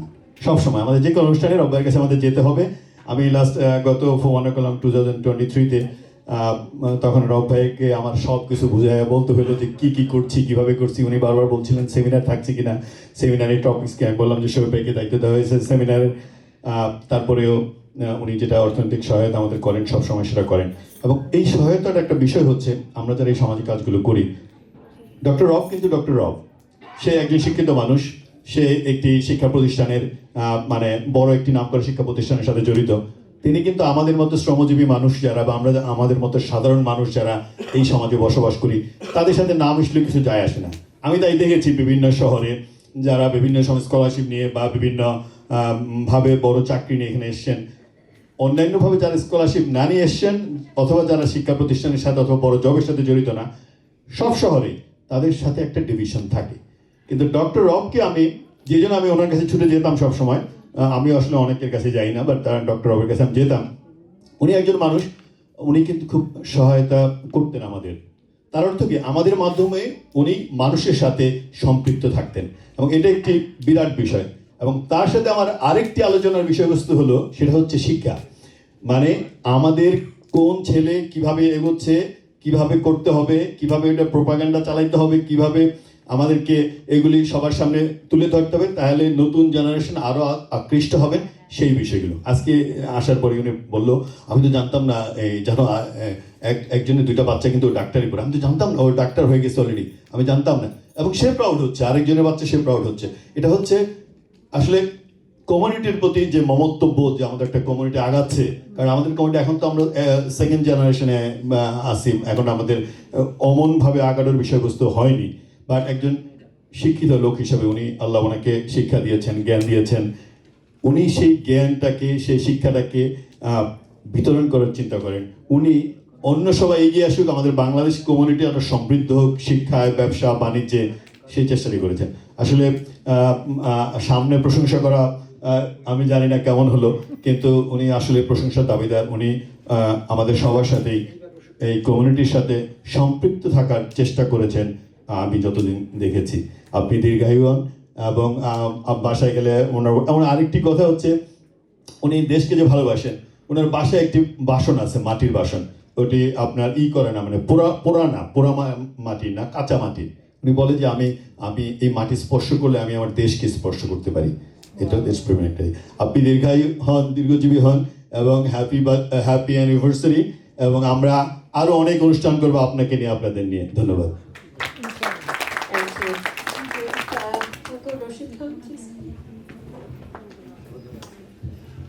ধন্যবাদ। আসসালামু আলাইকুম। আজকে যে মানুষটির সম্বোধনা দেওয়া হচ্ছে, ওনার সাথে আমার প্রথম দেখা 1982-তে। আমরা যখন 1982-তে আসি, তৃতীয় ব্যক্তি হলেন আমার সাথে দেখা ডক্টর রব সাহেব। আবুল কাশিম নামে আমার এক ফ্রেন্ড নোয়াখালী, ও জার্মানিতে ছিল, আমিও জার্মানিতে ছিলাম। তা আমরা তখন এখানে আসছি, আমরা মাত্র 7-8 জন লোক 82-তে। তো কাশিম আমাকে বলল যে ডক্টর রব সাহেবকে চিনেন? আমি না। বলি চলেন তার বাসায় যাই, তার সাথে দেখা করি। বিনা নোটিশে আমাকে ডক্টর রব সাহেবের বাসায় নিয়ে গেলেন, প্রিন্স অথরের বাড়িতে, ম্যাগিল ইউনিভার্সিটির পাশেই। তো ওনার বাসায় একটা বড় কুকুর ছিল, মনে হয় সেই সময় একটা কুকুর ছিল। আমার মনে হয় পিছনে বসা ছিলেন উনি, মিসেস রব, দুজনে। তো আমরা যাওয়ার পরে আমার যতটুকু সম্ভব ভিতরে নিয়ে আসলেন, তারপর আমাদেরকে চা কফি খাওয়ালেন। আমরা বিকালে গিয়েছিলাম। তারপর বললেন বসেন, রাতের খাবার খেয়ে যাবেন। তারপর আমরা বললাম না, আমরা তখন আমাদের বাসা 82-তে খুব ক্রাইসিস ছিল। আমরা কয়েকজন লোক তখন ডক্টর রব সাহেবকে আমি আমার জীবনে যতবার দেখা হয়েছে তাকে আমি সালাম দিতে পারিনি। তো আজকে আমি বলবো, উনি আমাকে রাজা বাবু বলে ডাকতেন। খান সাহেব, রাজা বাবু, আসসালামু আলাইকুম, কেমন আছেন? লাস্ট টাইম মনে হয় ওনার সাথে আমার ছবি তোলা 3 মাস আগে এক পিকনিকে বসে বেশ কয়েকটা ছবি তুললাম, বেশ গল্প করলাম। আমার জীবনে বহু মানুষের সাথে দেখা হয়েছে মন্ট্রিলে। আমি দেখেছি একজন অমায়িক একজন লোক, ভদ্র একজন লোক, সমাজ সেবক, শিক্ষার এটাই গুণ। তাকে আমি কখনো সমালোচনায় করতে আমি দেখিনি। এখানে অনেকেই ছিলেন, কিন্তু উনি সবাইকে ভালো পদে দিতেন। খন্দকার মোতালিব, উনি হলেন আমার প্রথম বাড়ি কেনার ক্লায়েন্ট, এবং ডক্টর মোতালিব ভাই, উনি আমাকে খন্দকার মোতালিব ভাইয়ের সাথে পরিচয় করে দেন। যখন ইন্সপেকশন হন তখন ওতারমনের বাড়িতে ডক্টর রব সাহেব আসলেন ইন্সপেক্টরের দিন, মনে আছে? হ্যাঁ। তো উনি যা হোক, ওকে ওকে ওকে ওকে থ্যাংক ইউ সরি। তো সময় অনেক স্বল্প। আমি আপনার দীর্ঘায়ু জীবন কামনা করি। আপনি আমাদের মাঝে আরো অনেক দিন যোগ ধরে বেঁচে থাকুন। ধন্যবাদ সবাইকে।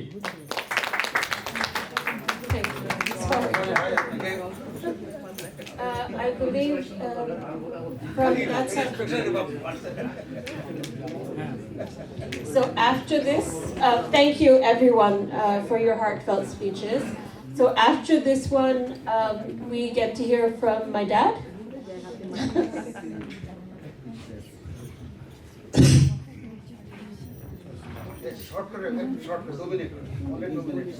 আসসালামু আলাইকুম রহমতুল্লাহ বরকাত। আসলে আমার বক্তব্যটা আপনাদের মতো গতানুগতিক হবে না। কারণটা হচ্ছে আমি যে লাইনের লোক সেই লাইনেই কথা বলতে হবে আমাকে। তো ইসলামে প্রশংসা করতে বলা হয়েছে। প্রশংসাটা কেন? আপনি ওই ব্যক্তির প্রশংসা করেন যে ব্যক্তি এই দুনিয়াতে মানুষের জন্য, জীবের জন্য বা পরিবেশের জন্য কিছু করেছে। কেন প্রশংসাটা করবেন? আপনি যেন বেনিফিট হতে পারেন। এটা হলো মূল মেসেজ কোরআন এবং হাদিসে। যে ইসলামে যেটাকে তুপলেহুন বলা হয়, মুপলেহুন বলা হয়, অথবা ফালা মানে সাকসেস। What's success? ইসলামের ডেফিনেশন অনুযায়ী সাকসেস দুনিয়াতে বোঝা যায় না। কারণ আপনার এন্ড রেজাল্ট যদি আপনি দোজকে যান তাহলে you are not a success. So সেটা আপনি দুনিয়াতে জীবিত থেকে তো বুঝবেন না। সো ইসলামের ডেফিনেশন হলো যে to become a success you have to embrace the death, then you see the result যে হোয়ার ইউ আর, যেটা আল্লাহ পাক কোরআনে বারবার বলেছে। যে কথাটা আমি বলতে এখানে উঠেছি সেটা হলো, আমি ওনাকে চিনি 6 বছর থেকে। প্রথম বছর উনি আমাকে নিয়ে একটা কৃষি খামারে গিয়েছিলেন। আমি কিন্তু তখন মন্ট্রিয়ালের কিছুই তেমন চিনি না। উনি যেতে যেতে পথে উনি ড্রাইভ করতেছিলেন, আমি ওনার পাশে বসছি, পিছনে ওনার স্ত্রী আয়েশা বেগম, আমি সোফার আই ক্যান রিমেম্বার। উনি পথ ভুলে গেছেন, ভুলে গিয়ে বলতেছেন, আয়েশা আমার মনে হয় আমরা হারিয়ে গিয়েছি। আমি বললাম যে ভাইজান এই মুহূর্তে যদি আপনি হারিয়ে যান তাহলে তো আমরা সবাই হারিয়ে গেছি। Since you are in the driving cockpit, আপনাকে হারাইলে হবে না। আয়েশার উত্তর ছিল যে হতেও পারে। আমি জিনিসটা রেফার করতেছি কি জন্য? কনজুগের লাইফে আমাদের যে behaviour, always conflicting behaviour. somebody is in the upper hand, somebody is in the lower hand. Either sometimes the wife is in the upper hand or sometimes the husband is in the upper hand. But in their case, what I saw throughout the journey, nobody is in the upper and lower hand. Everybody was talking in the same rhythm and tune. পরিশেষে আমি শেষ করব, কারণ আমি উঠার আগেই বাধা পেয়েছি যে আপনি তাড়াতাড়ি শেষ করেন। যেটা কোরআনে যেটা বলতেছে, ফাসকুরুনি আসকুরুকুম ওয়াশকুরুলি ওয়ালা তাকফুরুন। ভেরি ইম্পর্টেন্ট জিনিস। আমরা দুনিয়াতে অনেক কিছুই করতেছি। আপনি অপরাধ করবেন আল্লাহর সাথে, দুনিয়ার কোনো বান্দার সাথে যদি আপনি অপরাধ করেন সেই দায়িত্ব আল্লাহর না। আরেকটা জিনিস, do not outsource your responsibility to আল্লাহ সুবহানাহু ওয়া তাআলা। You don't outsource it. For example, আল্লাহর নামে চলিলাম, ঢাকা শহরে বাসের সামনেই লেখা থাকবে আল্লাহর নামে চলিলাম। আল্লাহর নামে চলিলাম করে উনি রিক্সা, মানুষ যা পায় সবার উপরে তুলে দিচ্ছে, আল্লাহর নামে চলিলাম। So what you are doing basically, you are outsourcing your responsibility and accountability to God. God is not playing any role over here. So, faskuruni askurukum ashkuruli wala takfurun, to express your gratitude. Today, why we are here? We are here to learn something from this life. If you cannot carry anything, the time you have spent over there is bullshit. That will not be rewarding to you. If you can take home something good, that will be rewarding to you. This is very important. So try to emulate what you have discussed, praise him. Try to emulate those things in your character, in your life. If you don't do that, you are responsible for betrayal, যেটা আল্লাহ সুবহানাহু ওয়া তাআলার ভাষা অনুযায়ী। কারণ আপনি কাউকে please করার জন্য এটা করেছেন। Today we are here not to please any individual, but to please the creation of Allah subhanahu wa ta'ala, who is extremely blessed by his mercy and kindness. Very important. So what we'll carry? We'll carry his behavior, his interaction with the peoples, and what he did for the society. And if I say, I will also try to emulate those things in my life. That is very important. Anyway, thank you very much, and thank you, Rabb bhai. যে finally আমি দুটা বই লিখেছি যেটা ওনার এখন পড়তেছেন, so ওনার সাথে আমার মারফতের লাইনেরই লেখালেখি, আমি দুনিয়ার এইসব লেখালেখির চেয়ে। So I am very pleased এই বয়সেও উনি লেখাপড়া করেন এবং মনোযোগ দিয়ে পড়েন। Anyway, thank you very much and I hope God bless you. আমরা সবাই ওনার জন্য দোয়া করব এবং আমাদের জন্যও দোয়া করব, আল্লাহ যেন ওনার কাছ থেকে আমরা যা শিখেছি সেটা যেন আমরা আমাদের জীবনে এক্সিকিউট করতে পারি, ইমপ্লিমেন্ট করতে পারি। Thank you very much. আসসালামু আলাইকুম রহমতুল্লাহ। Thank you. We're going to sneak one more in.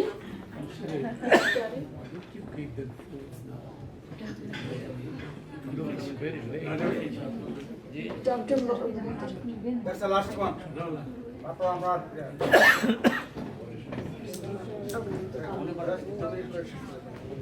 Thank you, আসসালামু আলাইকুম। আসলে আমার যা বলার ছিল সব বলা হয়ে গেছে। আমি খালি একটা কথা বলতে চাই, এই আমাদের হুজুরের পরিপ্রেক্ষিতে আমি যখন মন্ট্রিয়ালে আসি 1975 সালে, মন্ট্রিয়ালে 200-র মতো বাঙালি ছিল। আমি বাঙালি খুঁজতেছি মন্ট্রিয়ালে বসে বসে 2 মিলিয়ন লোকের মধ্যে। একজন বললো ডক্টর রবকে ফোন দাও আর মিস্টার লুৎফর রহমানকে ফোন দাও। তা আমি ওনাকে ফোন দিলাম।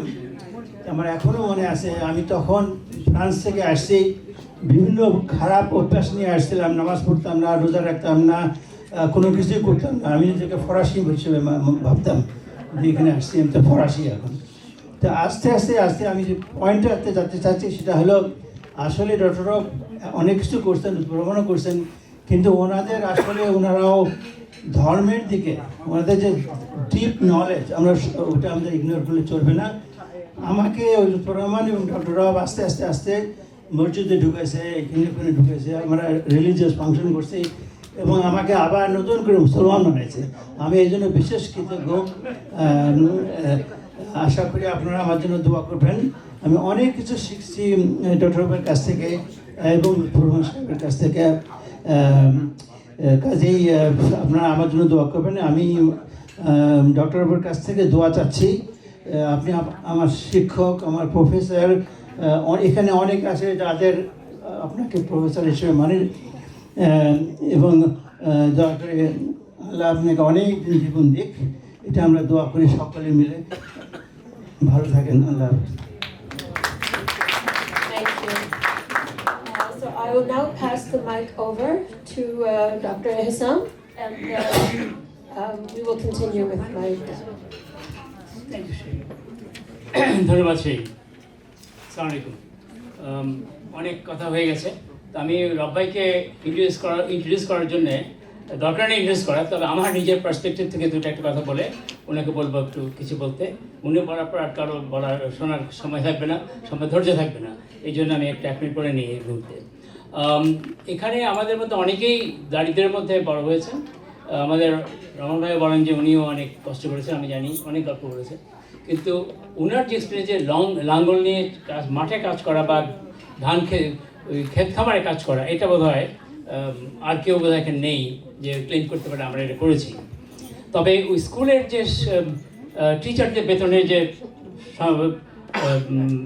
অসুবিধা, যে অভাব ছিল, সেটা কিন্তু এখনও যায়নি।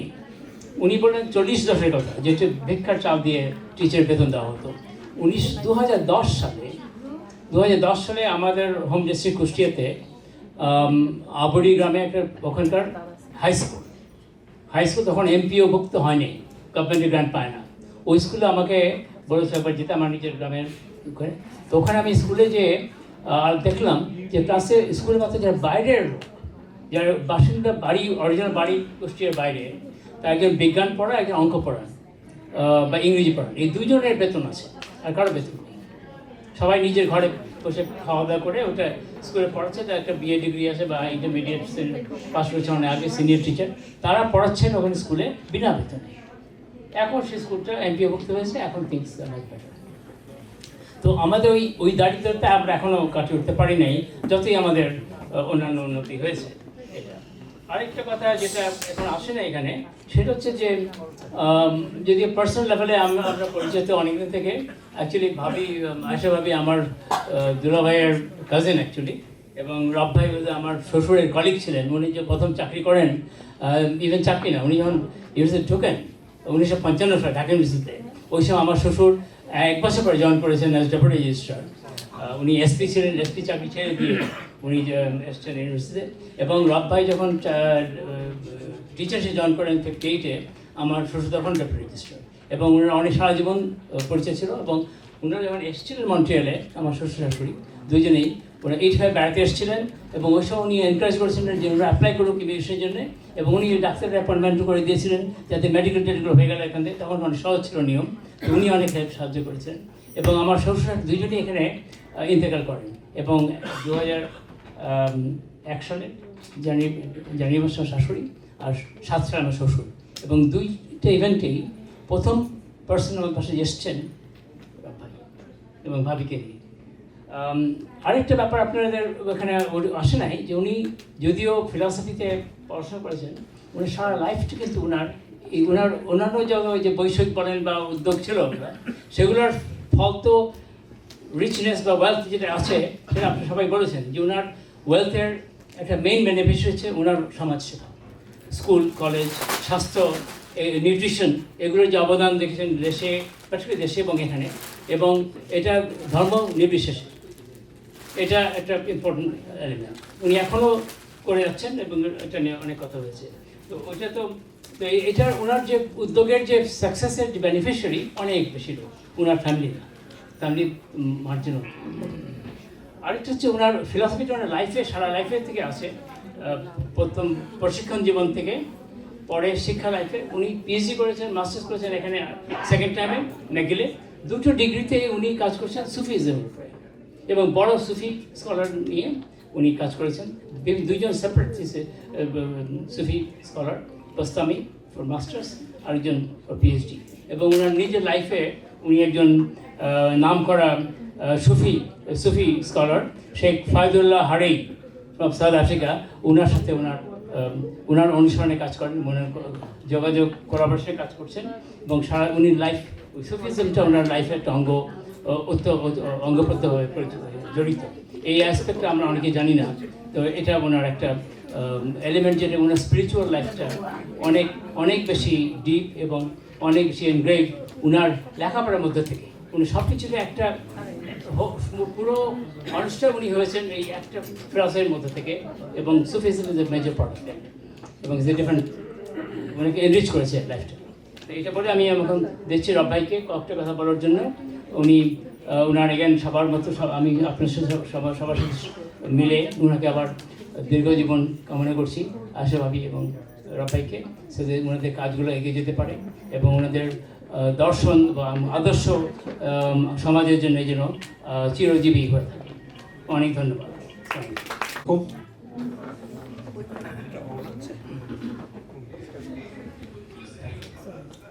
এত রাত হয়ে গেছে, আমি কেমন করে এই সময় আপনাদের সময় নেব আপনাদের কাছে কিছু, আপনাদের জন্য কিছু বলার জন্য। আমি জানি না, আমি খুব শর্ট করে ফেলবো, কারণ নিশ্চয়ই আপনাদের খিদা পেয়ে গেছে, অনেক রাত হয়ে গেছে। এনিওয়ে,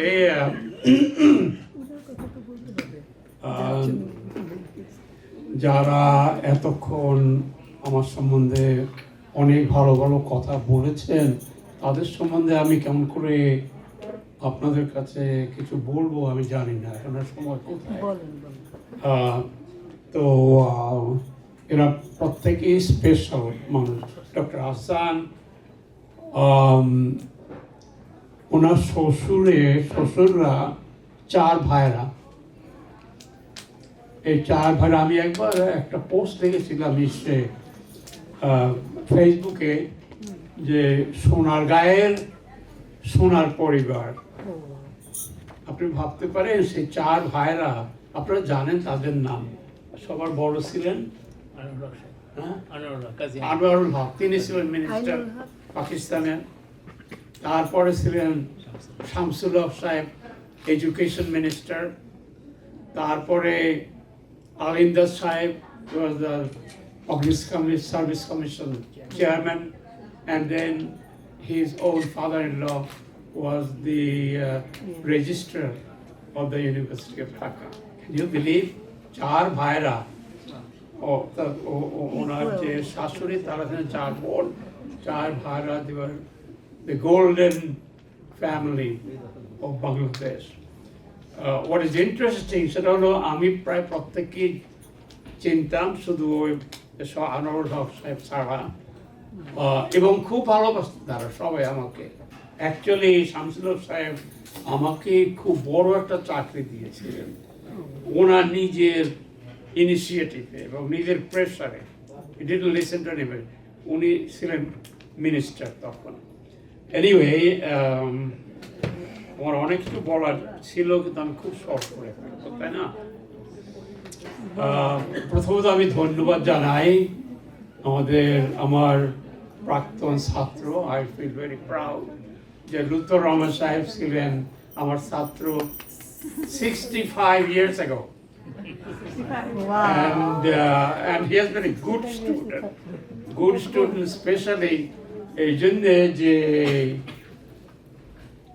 এই 65 years সে আমার সাথে সব ব্যাপারে আলোচনা করেছে এবং আমার কথা সে অনেক ব্যাপারে মেনে নিয়েছে। আমি বলবো যে আমার কয়েকজন ফেভারিট স্টুডেন্ট ছিলেন, ধরুন 4-5 জন most favourite during the last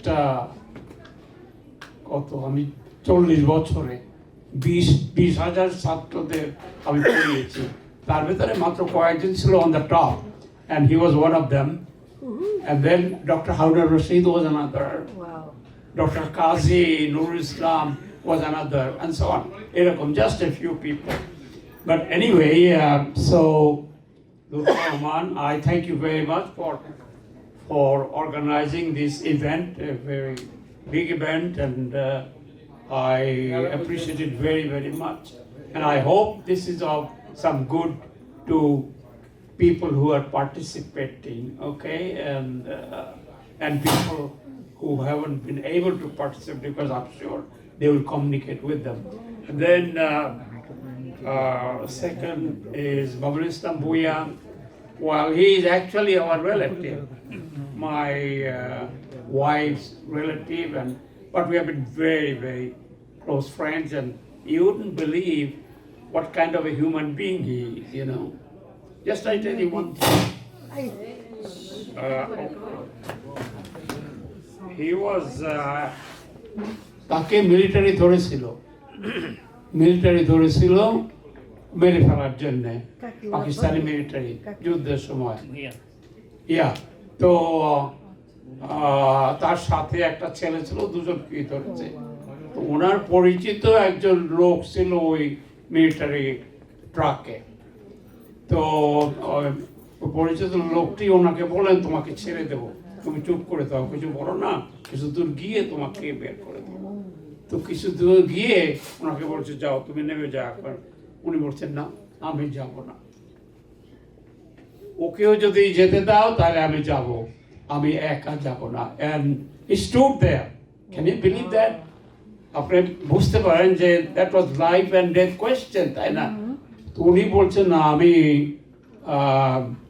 যাব না যদি তুমি তাকেও না ছেড়ে দাও। এইরকম মানুষ হলেন তিনি। And he's so honest and he's so dependable. Unbelievable. Stand up. Unbelievable. That is Babul Islam. And then Dr. Talukdar. Yes. Dr. Talukdar, I could not be, I try to be honest in my life. I think I have been honest, because that's what my father taught me, to be honest. But I tell you that I couldn't be as honest as Dr. Talukdar. উনি যদি কাউকে কোনো dishonest কাজ করতে দেখেন, he will protest and do everything possible to stop it. I won't do that. আমি timid, আমি ভীত, আমি চলে যাব ওখান থেকে, বুঝতে পারলাম, আমি কোনো ফোর্স অ্যাপ্লাই করবো না। So that kind of an honest person Dr. Talukdar is. Anyway, and of course Faisal Sahib is there, the most generous person. You don't know Faisal Sahib, you know, always helping people, always. And his wife, believe it or not, you know, she's building houses and houses and houses and businesses and so on for the poor people in Bangladesh. Wow. Continuously. Wow. Continuously. Okay. Anyway, Father Rabb is somewhere here. একটু দাঁড়ান, And, একটু দাঁড়ান সবাইকে একটু। হ্যাঁ। Anyway, I'm going to say, and there are very good scholars here. Oh, wow. Dr. Hassan is a very senior and very prominent international scholar. And he's, you know, he's appreciated everywhere. He is invited by universities to teach many universities in the world. So we are very proud. We do not know this, you know. Tariq Ali Shahib was one. Yes. And he was a world famous mathematician, physicist. Okay. Let's not clap for him also. Yes. And Stand up. we pray to Allah that He gives him Jannah.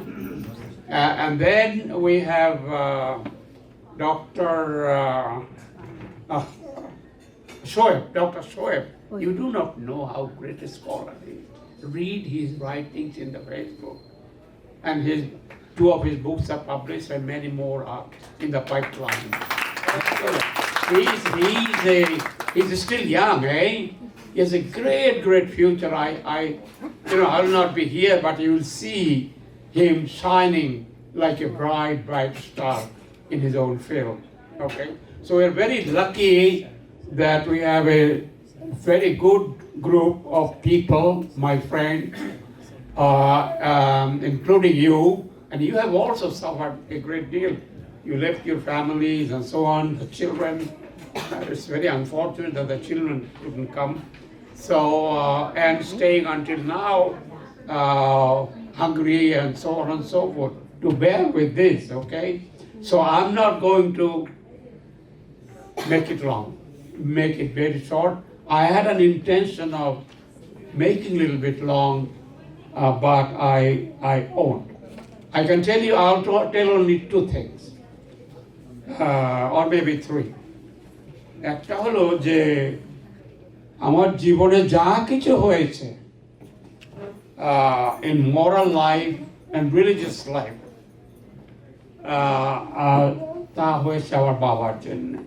আমার বাবা ছিলেন একজন কৃষক, গরিব কৃষক, but he was a wise man, বিজ্ঞ, অত্যন্ত সৎ, ওই তালুকদার সাহেবের মতো অত্যন্ত সৎ। এবং তিনি আমাকে সবসময় শিখিয়েছেন তুই সবাইকে সব মানুষকে সম্মান করবে ইকুয়ালি, ভেদাভেদ না করে, no discrimination, no distinction of any tribe. You know আমাদের গ্রামে ছিল এক group of people, Jola, you know Jola হলো ওই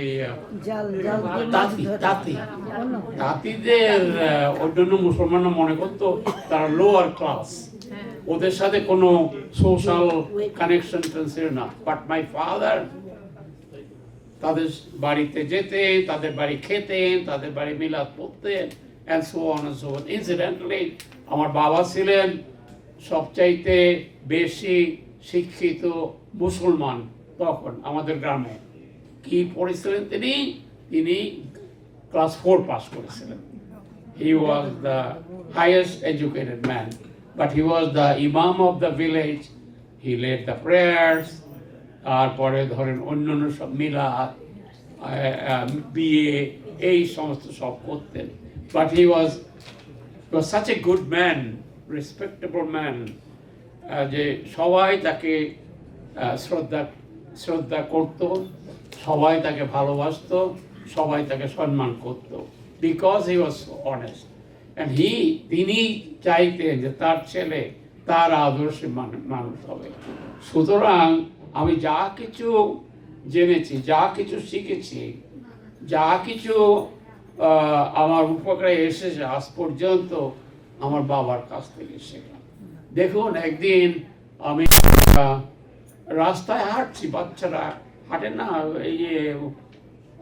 আমার বয়স কত হবে, 12-13 হবে, হাঁটছিলাম কাঁচা রাস্তায় গ্রামে, ওখানে একটা স্টিক পেয়েছি পড়ে আছে, তো বাচ্চারা স্টিক দিয়ে খেলে না, তো ওটা আমি নিয়ে এসেছি। তো আমার বাবা দেখেছেন যে এটা তুমি কোথায় পেয়েছো, আমি বললাম অমুক জায়গায়। যে ওটা তোমার? বলছে না আমার না, আমি পেয়েছি। যে তোমার যদি না হয় তুমি কেন স্পর্শ করেছো ওটা? তুমি এক্ষুনি সেখানে যাবে and you put it যেখানে পেয়েছো ঠিক সেইখানে রেখে তারপর আসো। And I had to do that, you know. So that is the kind of rigorous moral principle যা তিনি আমাকে শিক্ষা দিয়েছেন এবং নিজেও ঠিক ওই রকমই তার জীবনযাপন করেছেন। তিনি এমনকি আমাকে কখনো এই যে হোয়াইট লাই আছে না, সাদা মিথ্যা, এই মা বলে এই বাঘ আসবে তাড়াতাড়ি খেয়ে নেয়, বলে না এই পুলিশ আসবে যদি তাড়াতাড়ি খাবারটা না খেয়ে নাও, এগুলো তো হোয়াইট লাই, কোনো কেউ ক্ষতি করে না। But my father no way, তিনি আমাকে কি শিক্ষা দিয়েছেন জানেন? আল্লাহর আরাধনা করতে হবে, আল্লাহর উপাসনা করতে হবে নিয়মিতভাবে, আল্লাহ এবং আল্লাহকে ভালোবাসতে হবে, আল্লাহর সৃষ্টিকে ভালোবাসতে হবে। তিনি আমাকে শিখিয়েছেন যে আল্লাহর ভালোবাসার দরকার নাই, আল্লাহর কোনো যত্নের দরকার নাই, কেয়ারের দরকার নাই। কেয়ারের দরকার হলো কার? তার সৃষ্টি, মানুষ, পশু, গাছপালা, পানি। এবং উনি আমাকে শিখিয়েছেন যে আমি যেন দুনিয়ার সব কিছু ভালোবাসি, কেন আল্লাহ এগুলো আমাদেরকে দিয়েছে গিফট হিসাবে। এই যে পানি, এই যে বাতাস, আপনি করতে পারেন, they are free, but without air can you survive even 1 hour? Without water, can you survive the hour? This is all free. We don't appreciate enough. But then we have to protect it. We have to take care of it. We have to make sure that we don't pollute the air. We have to make sure that we don't pollute the water or waste water. Pani অপচয় করতে পারবো না, and so on. তিনি আমাকে শিখিয়েছে তুমি একটা গাছের ডালও ভাঙবে না যদি তুমি তোমার দরকার না হয়। বুঝতে পারলেন? দরকার হলে তোমাকে করতে হবে। উনি বলছেন কোনো জীবের কোনোদিন ক্ষতি করবে না, unless you are compelled to do so. Must, you have to eat. Okay, Allah has permitted that, you could do that, but to a certain limit, you know, and that's it. You cannot do it just for fun or something else. So this is the way he taught me, and I can tell you this, that আমার জীবনে যা কিছু ভালো করেছি তার ভিত্তি তৈরি হয়েছিল আমার সেই গ্রামে আমার বাবাকে দিয়ে। তিনি চেয়েছিলেন যে আমাকে কোনো রকমই যেন দাম্ভিকতা, যাকে বলে বোস্টফুলনেস, লোভ, গ্রিড, নিজেকে বড় মনে করা, এগুলো যেন আমাকে কোনোদিন স্পর্শ না করে। আলহামদুলিল্লাহ, আমি কোনোদিন নিজেকে বড় মনে করিনি। আমি এখনো মনে করি আমি সবার ছোট, সবার ছোট, এবং আমার কোনো লোভ নেই। সব সময় যা আমি পেয়েছি, যা আমার ছিল, that was enough for me. That was most satisfactory to me. I didn't need any more. So উনি আমাকে শিখিয়েছেন নম্রতা ও ভদ্রতা। তো যা কিছু ভালো আমি শিখেছি, যা কিছু ভালো আমি করেছি তা পেয়েছি আমার বাবার কাছ থেকে। এবং আর একটা কথা, উনি যা শিক্ষা দিয়েছেন নিজে কিন্তু সেটা প্র্যাকটিস করেছেন। This is very important. আমরা ছেলে মেয়েদেরকে নামাজ পড়াই, নামাজ শেখো, কিন্তু আমরা যদি নামাজ না পড়ি, সো হোয়াট? কেন তারা সে নামাজ করবে? আমরা বলি ছেলে মেয়েদেরকে এই স্মোক করবি না, বাট দেন আমরা স্মোক করি। What is this? Not my father উনি কখনো এমন কিছু করেননি যেটা অন্যকে করতে নিষেধ করেছেন। ওকে, আমি এরপরে আপনাদের আর একটা জিনিস বলবো খুব তাড়াতাড়ি যত সম্ভব। একটা হলো যে আপনারা মনে করতে পারেন এর থেকে যে আমি একটা পাগল মানুষ, সত্যি পাগল, বলুন পাগল, আই ডোন্ট মাইন্ড, আমি আসলে পাগল। আমাকে পাগল বলেছে অনেক মানুষ, জানেন, বিশেষ করে আমার শ্বশুর বাড়ি বসে। হ্যাঁ, আমাকে আমার শ্বশুর বাড়ির আশেপাশে আমি ঘর জামাইছিলাম 3 বছর, 3 বছর না 4 বছর। তো ওই আশেপাশের লোক তারা আমাকে বলতো প্রফেসর সাহেবের পাগলা জামাই। কেন? আমার শ্বশুর ছিলেন প্রফেসর সাহেব, কিন্তু আপনাকে পাগলা কেন বলতো কারণ ছিল। একটা হলো আমি ইউনিভার্সিটির প্রফেসর, তাই না, 22 বছর বয়সে প্রফেসর হয়েছি, 24 বছর বয়সে বিয়ে করেছি। বিয়ে করে এসে এখন ওই বড় পেয়ারা গাছের উপরে বসে থাকি। মানুষের চোখে এটা লেগেছে। এই হলো একটা, হয় পেয়ারা গাছের উপরে বসে পেয়ারা খাচ্ছে, আমরা বরিশালের মানুষ পেয়ারা খাবো নাকি, খাবো নাকি? বরিশালের মানুষ পেয়ারা পছন্দ করে, আমরাই তো পেয়ারা প্রডিউস করি, সমস্ত বাংলাদেশে পেয়ারা খায়। এনিওয়ে, তো এই হয় পেয়ারা খেতাম গাছে উঠে, না হয় তাদের একটা পুকুর ছিল সেখানে গিয়ে বসে ফেলতাম। এই প্রফেসর মানুষ, তাদের মধ্যে এই প্রফেসর মানুষ ওই সমস্ত করবে না, বুঝতে পারলাম। তারপর আবার আমরা যখন মুভ করলাম আমাদের বাড়িতে ইউনিভার্সিটি কোয়ার্টারে, তখন আমার ড্রাইভার আর কাজের লোক আমাদের সাথে একত্রে টেবিলে খেত, আমরাই তাদেরকে একত্রে নিয়ে খেয়ে। এইটা তো খুব অসুবিধা ছিল। আমাদের আত্মীয়রা অনেকে বলেছে যে আমাদেরকে বয়কট করবে, তারা ডিনার খেতে আসবে না আমাদের বাড়ি। Anyway, তো I didn't care, না, ফাইন। কিন্তু আমার যা করার, আমি যা মনে করি ঠিক সেটা আমি করবই। আমাকে স্টুপিড বলা হয়েছে, জানেন, এই দেশি লোকেরা। স্টুপিড মুসলিম। স্টুপিড কেন? আমার এক টেনান্ট, বয়স ছিল প্রায় 97 অর্থ, তাকে পাওয়া গেছে ন্যাংটা সিটি হলের কাছে। তো তার মানে সে নিজের নামও জানতো না, সে মেন্টালি ডিরেঞ্জ। তো কোন মেয়েরা দেখে তাকে পুলিশ ডেকে পাঠিয়ে দিয়েছে হসপিটালে।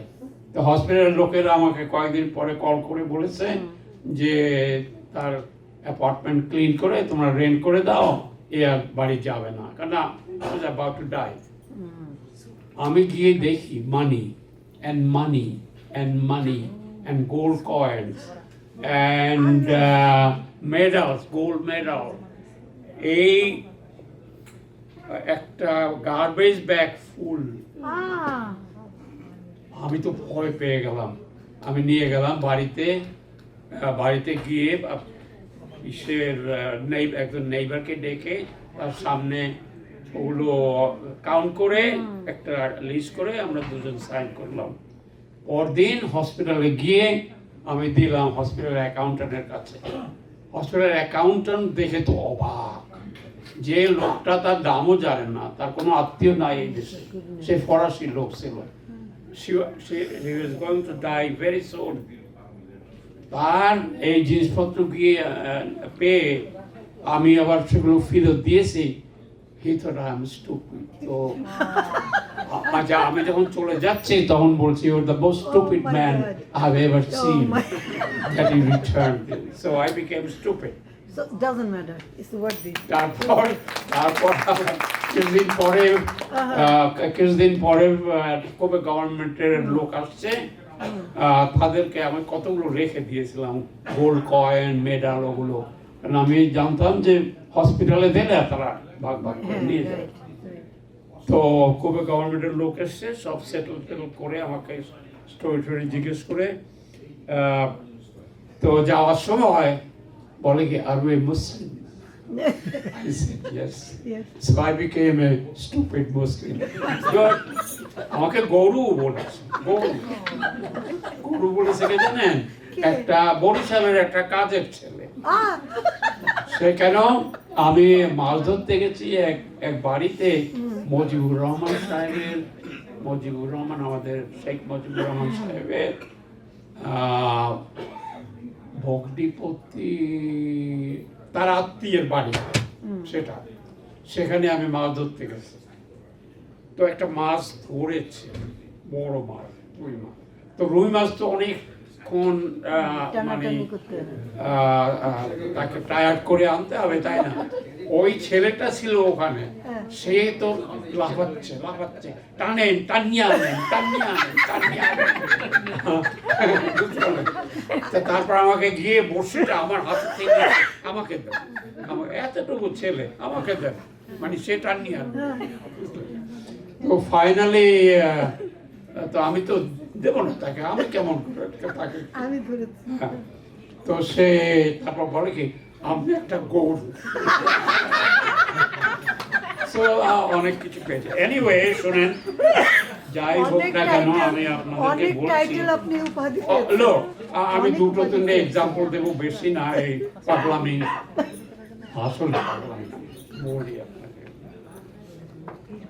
আমি মনে করি সিরিয়াসলি যে আমার জীবনের অনেক ঘটনা, বড় বড় ঘটনা আল্লাহ নিজে পড়ে প্ল্যান করেছে।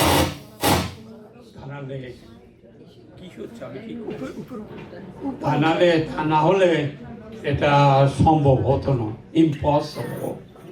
যেমন ধরুন 14 বছর বয়সে আমাকে আমার বাবা বাড়ির থেকে তাড়িয়ে দেন।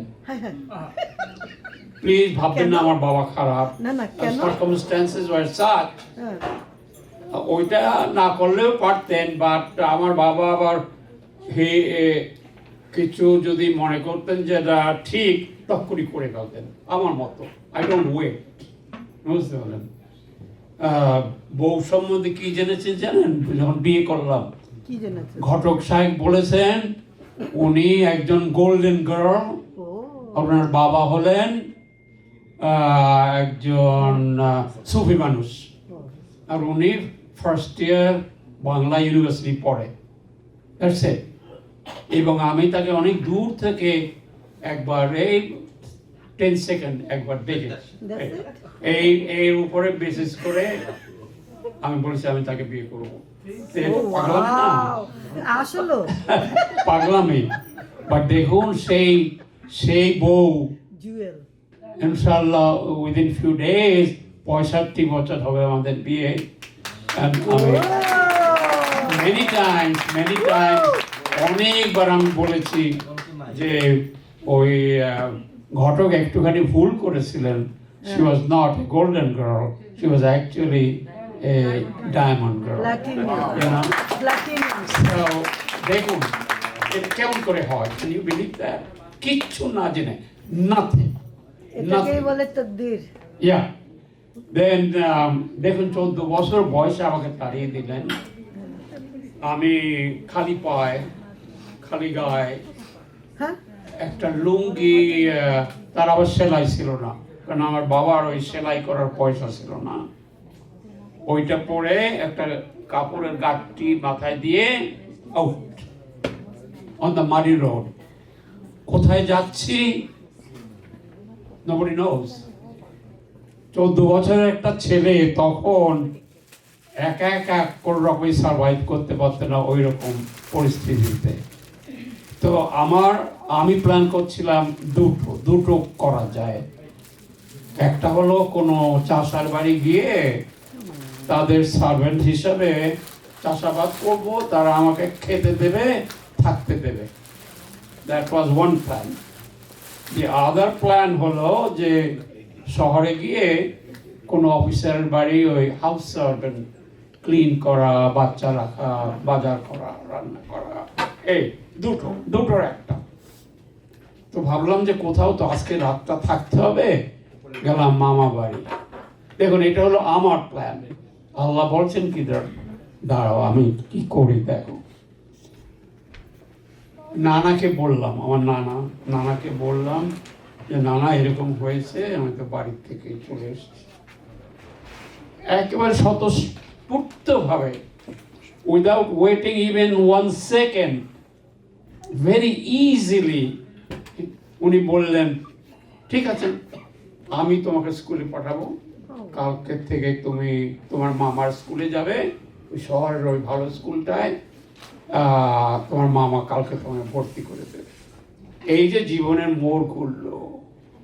দেখুন বাড়িতে ছিলাম লাইক এ বেগার, আমরা খেতেও পারতাম না, খাওয়া শোনা কি খেতাম, কি কলমি শাক, কচু শাক, লতি শাক, উনি বলেছেন না এগুলো আমি নিজে কুড়িয়ে আনতাম, তাই না? ওগুলো খেয়ে অনেক সময় বাঁচতে হতো। আর এখন নানা বাড়ি ওনারা ছিলেন, they love luxury and they were very rich. তাদের বাড়ির খাবার আর তখনকার ডিসির বাড়ির খাবারে কোনো তফাৎ ছিল না। জমিদারের খাবার, কাপড় চোপড় জমিদারের, বেড, এভরিথিং যা কিছু বলেন সব। দেখুন কোথা থেকে কোথায়। আর সেই লেখাপড়া মাশাআল্লাহ, এখন my mama had books because we were in the same class, and then ভালো school, and I had all the time to read. I was not plowing the land, I was studying. Right away placed first in the school. সে তো একটা হইচই পড়ে গেল যে ছেলেটা সে grade 3 থেকে সবসময় first হয়েছে, তাকে ডিফিট করে কই গ্রাম থেকে কোন একটা ছেলে এসে এই করে কি অবস্থা। ভাই বাবা বের করে দিল কেন? মাশাআল্লাহ, this is one. Look, how Allah made the plan. I'll tell you another one. After 4 years I had to leave my nana bari. তাদের ফ্যামিলিটা ভাগ হয়ে গেল, জয়েন্ট ফ্যামিলি নষ্ট হয়ে গেল, so I had to go. Do you know what? This is how Allah does. I dreamt, আমি স্বপ্ন দেখলাম কি যে আমার এক ফিলোসফির প্রফেসর আমাকে যেতে বলেছে তার সাথে দেখা করতে। সে প্রফেসর ছিল বাঘের মতো, কোনো ছাত্র তার কাছেও যেত না, বুঝতে না, সেই প্রফেসর। সে আমাকে যেতে বলছে। ভোরবেলা স্কুলে গেলাম, গিয়ে দেখি কি একজন লোক এসে আমাকে বললো, স্যার অমুক প্রফেসর আপনাকে যেতে বলেছে। Can you believe that? ড্রিমটা একবারে হুবহু শেষ হয়। And then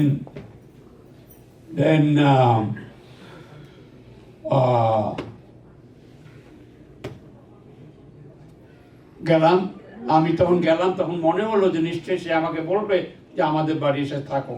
দুনিয়ায় কেউ জানতো না যে আমাকে I have to move, হ্যাঁ? উনি তো কোনো রকমই জানতেন না। উনি বলেন কি তুমি আমাদের বাড়ি এসে থাকো। তার একটা ছেলে ছিল, তাকে একটু পড়ানো। You see how Allah made plan. So that is another one. And I can go on and on and on. I'll give you one or two, and that is it. That is এই যে ধরেন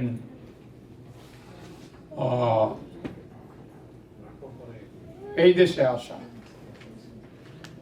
I didn't want to come abroad. I never had the intention of going abroad for studies. আমার head of the department একদিন filing cabinet পরিষ্কার করছিলেন, একটু ছোট্ট একটা কাগজ পেয়েছেন, তাতে ম্যাকগিলের নাম ছিল। উনি ফেলে না দিয়ে বলেন নাই তুমি রাখো, হয়তো একদিন কাজে লাগবে। আমিও ঘরে নিয়ে রেখে দিয়েছি, ভুলেই গেছি। But in 1963 suddenly ওটা আমার চোখে পড়েছে। 2 লাইন চিঠি লিখেছে, জাস্ট 2 লাইন। দেখুন 2 লাইন চিঠি কি, আমি আমার গ্রাজুয়েট ওয়ার্ক করতে চাই, ডক্টর ডিগ্রি করতে চাই, তোমাদের কোনো ফাইন্যান্সিয়াল হেল্প আছে কিনা। Believe it or not, that little letter brought the Ford Foundation scholarship for the whole family for 7 long years. Our fees were paid, আমাদের খাওয়া দাওয়া, বাড়ি ঘর, and jet transport back and forth for the whole family, everything paid. Just those 2 line letters. Wow. So এগুলো you cannot, how can you explain that rationally? Possible. Anyway, and then I'll tell you just the last thing. সেটা হলো যে আমার একটা programme আছে in my mind, সেটাকে আমি বলি আমের আটি লাগানো প্রোগ্রাম। আমের আটি জানেন? আমের বিচি, আমরা আমের আটি বলি বরিশালে, আমের আটি লাগানো। আমি এটা কেন বলি, it's very easy to do, do you know that? আপনারা যদি গ্রাম থেকে এসে থাকেন, কেউ দেখবেন এমনি হয়ে থাকে। আর যদি আপনি লাগাতে চান, you just even just move the soil or the dust a little, put it there, cover it, and Allah will make it grow. Allah will give sun and Allah will give water, and it will grow into a large mango tree with thousands and thousands of very sweet mangoes, right? আমি এটাকে বলি এই program. I do just a little, and then you get lot of result. এই যে Justin Trudeau আমাদের বাড়ি বেড়াতে আসলেন, হয়তো আপনারা জানেন, আমি দাওয়াত করিনি, কিন্তু আমার কি সাহস জাস্টিন ট্রুডোকে দাওয়াত করবো আমাদের বাড়ি আসতে? জাস্টিন ট্রুডো আসলেন আমাদের বাড়ি কি করতে? খাবেন, আমাদের বাংলাদেশি খাবার খাবেন। ওকে, সব কিছু করলাম। ওই খাওয়ার সময় আমি পাশেই ছিলাম টেবিলে, তো আমি বললাম, জাস্টিন, আমাদের একটা সমস্যা আছে, তুমি এটা সমস্যার সমাধান করবে। কি ব্যাপার? আমি বললাম, দেখো, আমাদের দেশের মেয়েরা যখন ক্যানাডিয়ান ছেলেদেরকে বিয়ে করে, তাদের ভিসা পেতে লাগে, তাদের এখানে আসার ভিসা পেতে লাগে 3 বছর। এটা কোনো রকমই আমাদের দেশে অ্যাকসেপ্টেবল না। উনি খুব মনোযোগ দিয়ে শুনলেন। নেক্সট ডেতে গিয়েই বললেন যে এখন থেকে কোনো ক্যানাডিয়ান যদি কাউকে বিয়ে করে, সে ইমিডিয়েটলি তাকে নিয়ে আসা হবে। Do you know, all these years, within 8 months, এখন আসে সব thousands and thousands of people. কারণ এটা বাঙালির জন্য করেনি, সবার জন্য করেছে। দেখেন আমি কি করেছি, এই 1 মিনিট সময় স্পেন্ড করেছি ওই আমের আটি লাগাবার মতো, তাই না? তাই না? এই যে লুৎফর রহমান সাহেবের জন্য আমের আটি লাগাইছি। লুৎফর রহমান সাহেব 1972-তে কল করলেন, আমি অটোয় কার্টুন ইউনিভার্সিটিতে পড়াই। বললেন, স্যার, এই অবস্থা আমার, আমি কি করি ঢাকায়? And he had a very good job. He was going to become the principal of a government college, you know. That's a very big job, and he has a, Lutfur Rahman also has a British degree. You didn't know that, perhaps. You know, he has a British degree, so he was getting promotion very quickly. Ami bollam, and I don't take time. Forget about all of it. Close your eyes. Come to Canada immediately. And he did, and I'm so glad that he did. Harun Rashid say call করলো, sir, আমি তো doctorate degree শেষ করেছি Missouri university থেকে, আমার তো এখন আমি চলে যাচ্ছি অমুক তারিখ, টিকিট করেছি। I said, go to the travel agency's office, change the ticket, one-way ticket to Montreal, instead of going to Bangladesh. And he listened. These are the people who listen to me, you know. And then he did. And you know, mashallah, he worked as a professor all those years. And unfortunately, he had to leave the world. How many examples do you need? আমার দুটো দিতেই হবে। আমার এক ছেলে,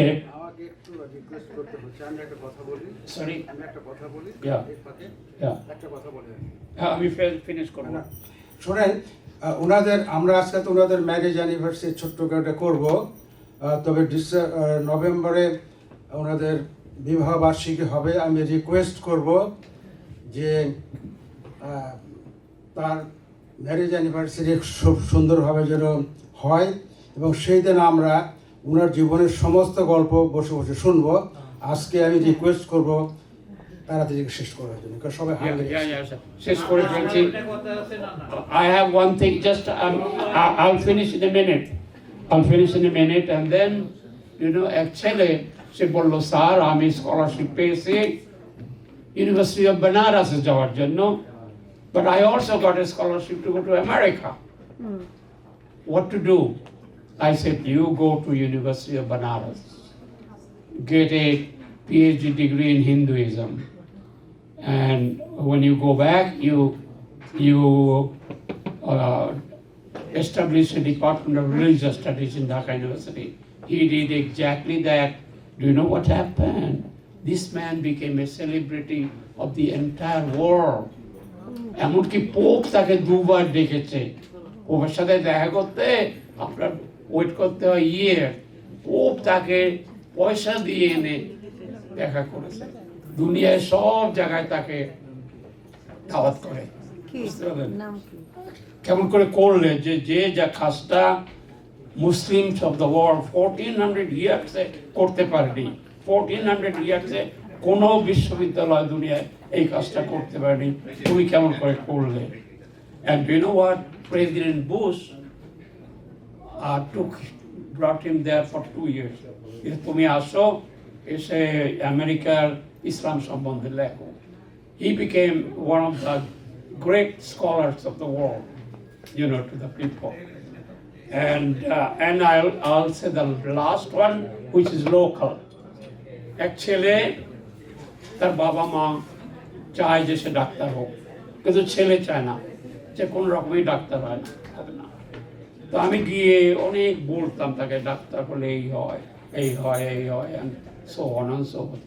My son's example was always there, you know. তো finally agri করলো, হ্যাঁ সে অ্যাপ্লাই করবে, শুধু অ্যাপ্লাই করলো ম্যাকগিলে। আমি মে মাসে গেলাম, বললাম যে তোমার অ্যাপ্লিকেশনের রেজাল্ট কি? বলছে নো নাথিং, তো they must have rejected me. I said no, that's not possible.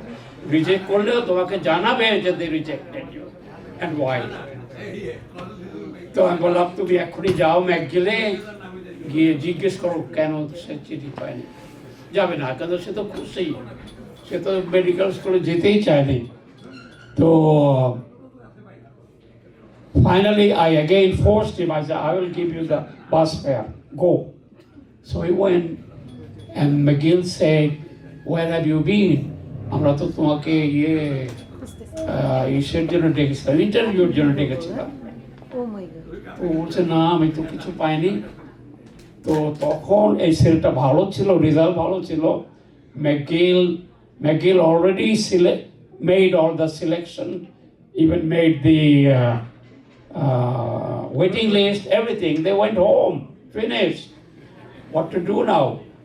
They had to form a committee quickly and interview him again. And do you know what? They put him at the end of the waiting list. End of the waiting list. They couldn't do any better.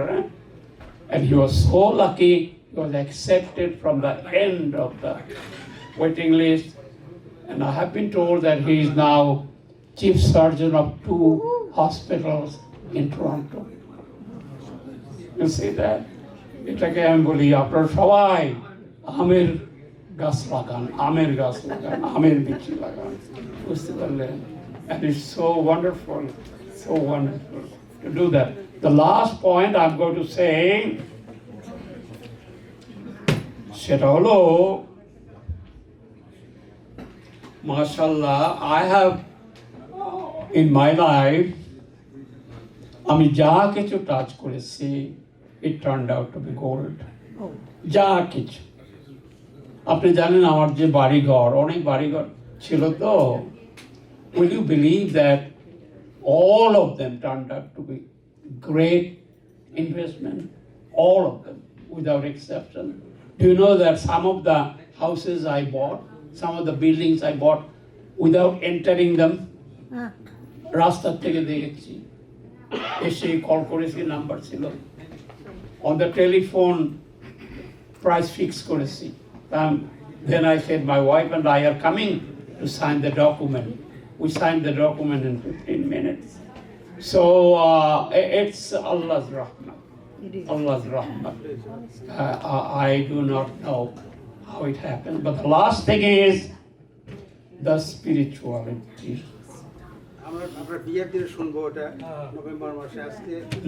No, Shado Luthor.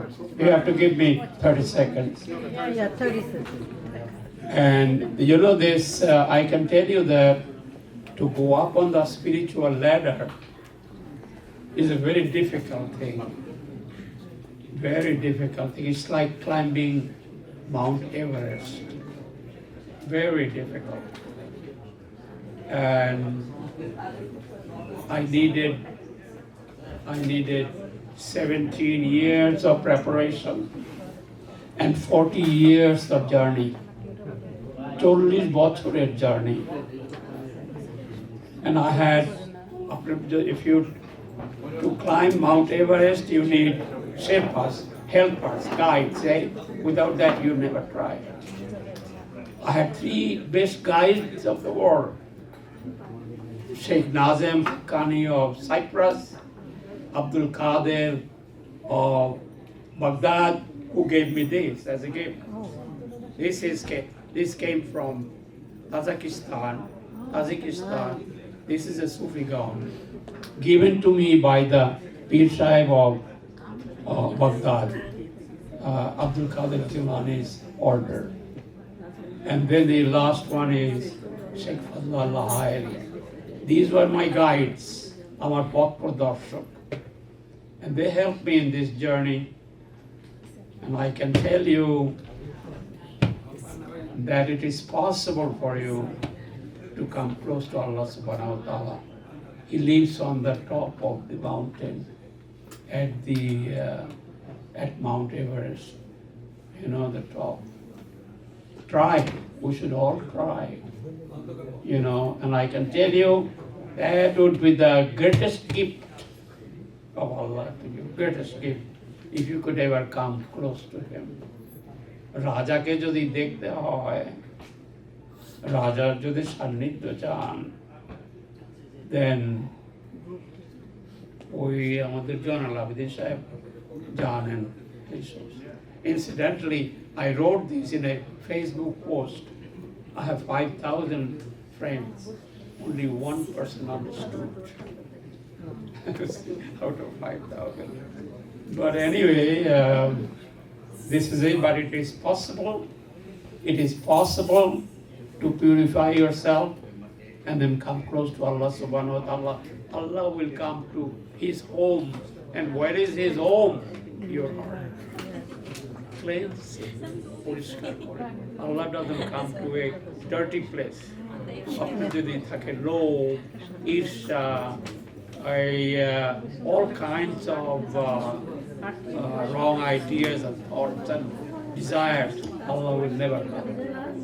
Please. Thank you so much. Assalamu alaikum.